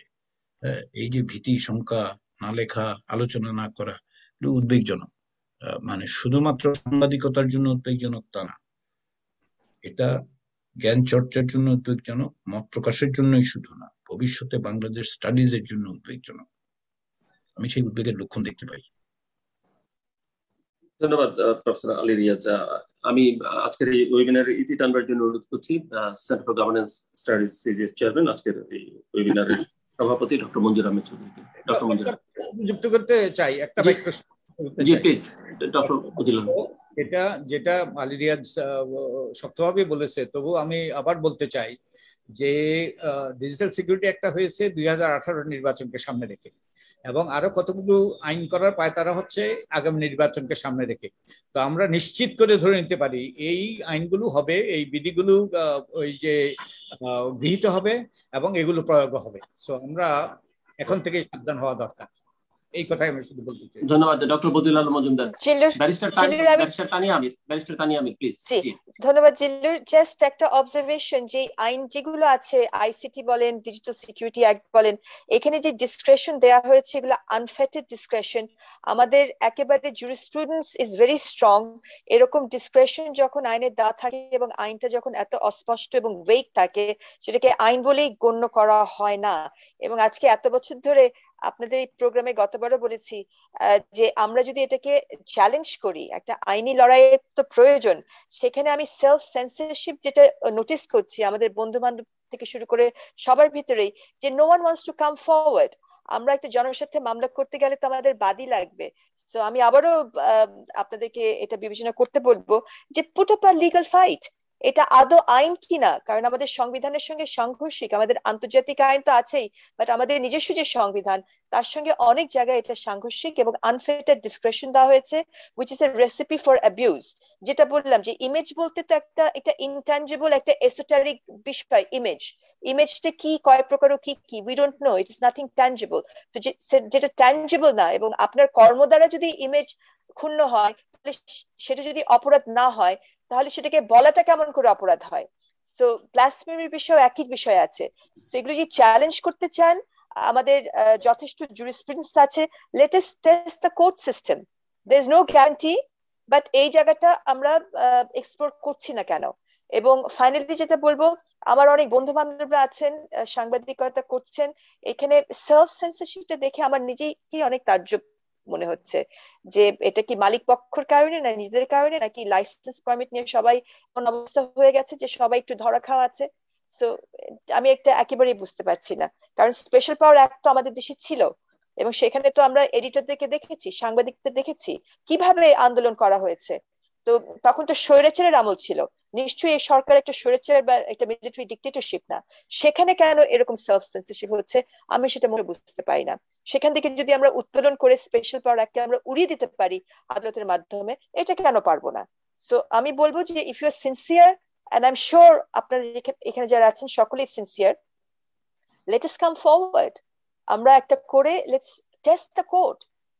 একটা আইনি লড়াই তো দিতেই পারি, কারণ এই যে যেটা বলছেন যতদিন এটা থাকছে, এটা ততদিন কিন্তু শিকড় গজাচ্ছে। তো এটা প্রথমেই উচিত ছিল আসার সাথে সাথে test it before the court. আদৌ এটা আইন কিনা, যেটাকে আইন হিসাবে আপনারা এটা প্রয়োগ হচ্ছে, এটা সংবিধানের আলোকে, আমাদের জুরিসপ্রুডেন্সের আলোকে আদৌ এটাকে আইন বলা সম্ভব কিনা। বিকজ এই ডিসক্রিপশন যেটা দেওয়া হয়েছে আইন প্রয়োগকারী কর্মকর্তাকে, it's too wide, undefined, absolutely vague. It's a recipe for absolute disaster. So সেই জন্য আমি বলবো যে এটা বিবেচনা, আমি আপনাদের সাথে পাশে সবসময় আছি এবং থাকবো। ধন্যবাদ। Thank you so much barrister Tania Amir. আর কেউ কিছু?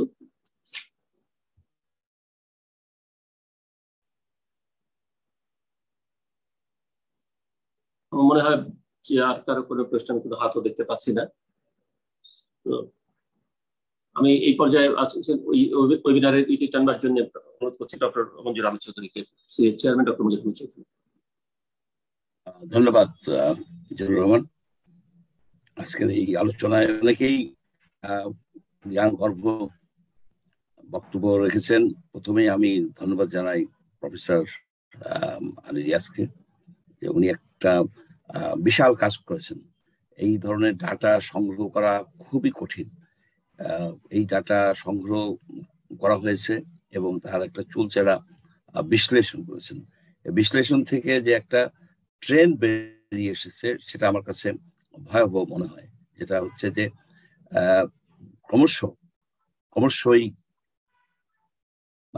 ক্রমশই এই এই কেসগুলির সংখ্যা বাড়ছে এবং 15 মাস এবং 9 মাসের ডাটা দেখলে বোঝা যায় এটা অনেকটা এক্সপোনেনশিয়াল গ্রোথের দিকে যাচ্ছে। আরেকটা বিষয় যে একটা ট্রেন্ড হচ্ছে যে 81% কেসই সরকার দলীয় লোকজন, বিভিন্ন ধরনের লোকজন এই কেসটা করছে, অর্থাৎ সরকার এই বিষয়টা, এই আইনটাকে সরকার দলীয় লোকেরা ইউটিলাইজ করে এক ধরনের বেনিফিট পাওয়ার তারা চেষ্টা করছেন। কিন্তু আরেকটা বিষয়ও আমার কাছে মনে হয় যে এক সময় যে নারী ও শিশু একটা রক্ষা একটা আইন ছিল, সেই আইনটা কিন্তু দেখা গেল যে গ্রাজুয়ালি এটা খুবই অপব্যবহার শুরু হয়েছে, অনেক মানুষকে হেনস্থা করা হয়েছে। এখন এই যে ডিজিটাল সিকিউরিটি অ্যাক্ট, এই অ্যাক্টটা হয়তো এমন একটা পর্যায়ে যাবে যে বিভিন্ন ধরনের লোকজন, সরকারের বাইরের লোকজন, ও তারা এটাকে ইউটিলাইজ করে সাধারণ লোককে, যারা কোনো একটা মত প্রকাশ করবে তাদেরকে হেনস্থা করা যাবে। অর্থাৎ যেটা আমি আরেকবারও বলেছিলাম যে এই ডিজিটাল সিকিউরিটি অ্যাক্ট নিয়ে আমরা তো কয়েকটা সেমিনার করেছি, এই ওয়েবিনার করেছি, যে এটা একটা ডেঞ্জারাস মাইনফিল্ডে পরিণত করছে আমাদের সাইবার স্পেসটাকে।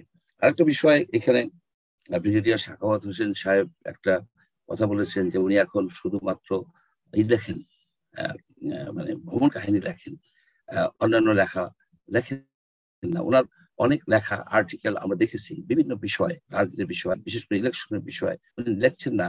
এটাও ডিজিটাল সিকিউরিটি অ্যাক্টের একটা সাইড এফেক্ট।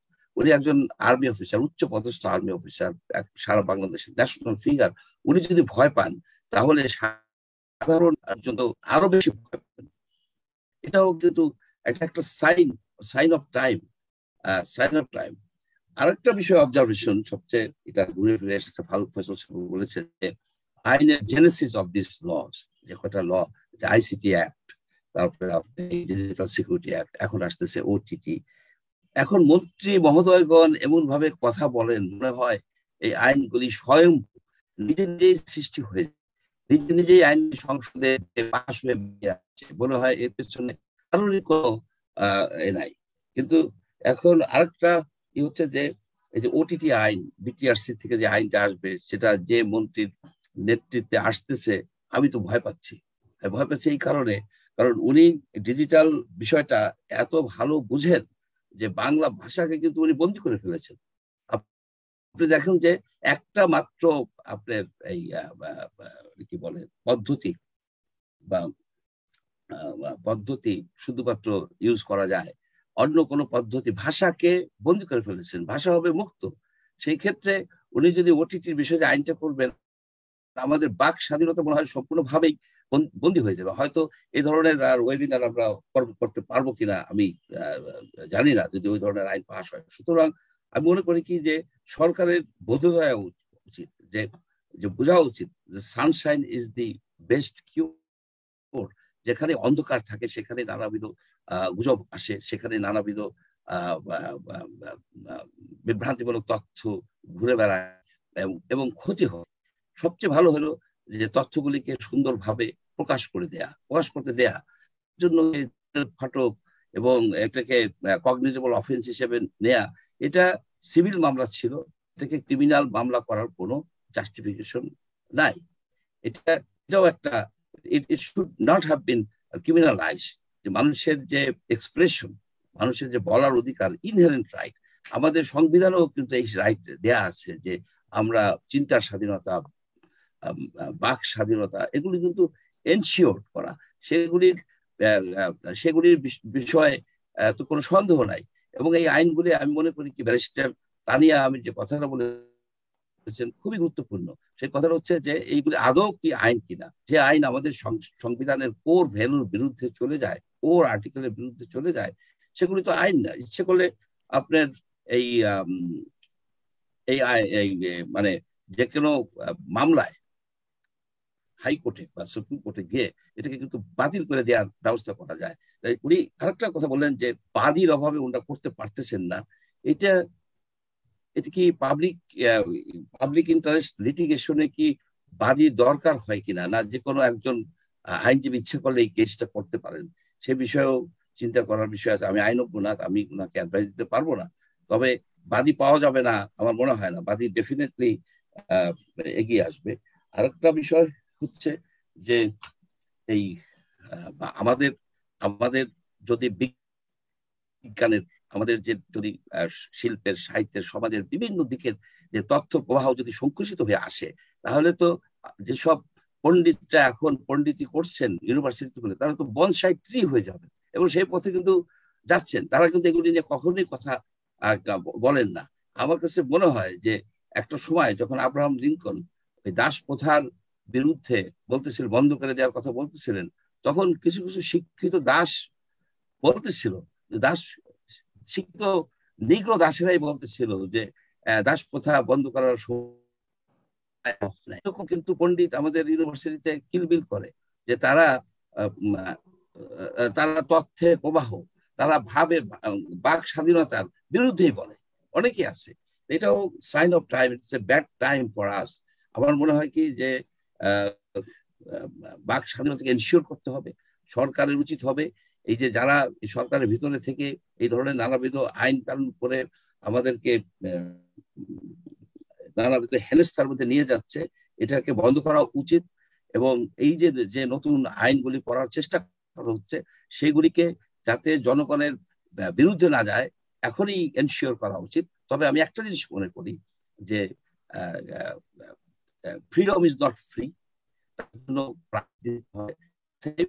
ফ্রিডমের সাথে কিন্তু দায়িত্ববোধও থাকে। তবু যারা সরকারি কর্মকর্তা আছেন, তারা যদি এলোমেলো কথা বলতে থাকেন, তাদের ডিপার্টমেন্টের এক একজনে এক এক লাইনে কথা বলতেছেন, তা তো হবে না। সেখানেও কিছুটা শৃঙ্খলার বিষয় আছে, এটা অবাধ হতে পারে না একেবারে, সেখানেও কিন্তু শৃঙ্খলার বিষয় আছে। তারা যে সেই সংস্থার যে মূল নীতির বাইরে যে কথা বলতে পারবেন না, এটাও এনশিওর করতে হবে। আর একটা হচ্ছে যে সাইবার সিকিউরিটি, আমাদের যে ব্যাংকিং সিস্টেম, আমাদের যে বিশাল যে সব ডাটাবেস, এগুলিকে সিকিউর করার ব্যাপারে কঠিন হওয়া উচিত আইন, কিন্তু সেটা হচ্ছে না। বাংলাদেশ ব্যাংক টাকা চলে গেল ডিজিটাল পদ্ধতিতে, আপনার সাইবার ক্রাইম করে নিয়ে গেল, একটা লোক কিন্তু রিমান্ডে যায় নাই। অথচ একটা কার্টুন আঁকার জন্য আপনার এই যে আহমেদ কিশোর 10 মাস জেল খেলেন, একজন তো মারাই গেলেন। এইসব বিষয়ে এখন ভাবার সময় এসেছে। আমি মনে করি কি যে এই যে আমরা একটার পর একটা করলাম, সিডিএস এর পক্ষ থেকে কয়েকটা সেমিনার করলাম ইসের উপরে, ডিজিটাল সিকিউরিটি অ্যাক্টের উপরে, এটা হয়তো কিছুটা হলেও জনমনে এই বিষয়টা নিয়ে আলোচনার একটা ক্ষেত্র প্রস্তুত করবে। এবং আপনারা সবাই যারা এখানে পার্টিসিপেট করেছেন, সাংবাদিক ভাইরাও কোশ্চেন করেছেন, এবং যারা পার্টিসিপেন্ট প্যানেলিস্ট, সবাইকে ধন্যবাদ জানিয়ে আজকের এই অনুষ্ঠান ওয়েবিনার সমাপ্তি ঘোষণা করছি। ধন্যবাদ। জিল্লুর রহমান। ধন্যবাদ চেয়ার, ধন্যবাদ। এবং পুরো আলোচনাকে এক জায়গায় আনলে যেটা দাঁড়ায় যে এই আইনটি আসলে ডিজিটাল সিকিউরিটি অ্যাক্ট 2018টি বাতিল করতে হবে এবং নতুন যেসব আইনের পরিকল্পনা সরকার হচ্ছে সেগুলোকে স্টেক হোল্ডারদের সঙ্গে সবার সঙ্গে আলোচনা করে, এবং ইতিমধ্যে এইসব আইনের লক্ষ্য কি সেটি স্পষ্ট হয়েছে। কাজে ওই ধরনের ডিজিটাল সিকিউরিটি অ্যাক্টের মতো আর কোনো আইন যেটি নিবর্তনমূলক ভাবে, নিপীড়নমূলক ভাবে, যেটি সাংবাদিকতা বা মানুষের কথা বলার অধিকারকে সংকুচিত করবে, সেরকম কোনো আইন করা থেকে সরকার বিরত থাকবে, এটি আমাদের প্রত্যাশা। এবং নাগরিক সমাজ, গণমাধ্যম এই বিষয়ে এখন থেকেই যথেষ্ট পরিমাণে সোচ্চার হবে, এটি আমাদের প্রত্যাশা থাকবে। যারা আলোচনায় অংশ নিলেন, মিস্টার ফারুক হোসেন, তানিয়া মির, ডক্টর বদিউল্লাহ আলম মজুমদার এবং ব্রিগেডিয়ার শাখাওয়াত হোসেন, অসংখ্য ধন্যবাদ আপনাদেরকে। ধন্যবাদ প্রফেসর ডক্টর আলী রিয়াজকে তার এই মূল্যবান গবেষণার জন্য, এবং সাংবাদিক বন্ধুরা যারা সংবাদ সংগ্রহের সঙ্গে এতক্ষণ আমাদের সঙ্গে ছিলেন তাদেরকে ধন্যবাদ। আমার সকল সহকর্মী যারা এই ওয়েবিনার আয়োজনের নেপথ্য থেকে কাজ করেছেন, সকলকে ধন্যবাদ। আপনাদের সবার জন্য শুভকামনা। সবাই নিরাপদ। আমি লাস্টে একটা মাত্র কমেন্ট কি ডিসক্লেইমার, আজকের যে আমার যে বক্তব্য, এটা ব্যক্তি হিসেবে এবং সিডিএস এর চেয়ারম্যান হিসেবে। জি অবশ্যই, থ্যাংক ইউ সো মাচ।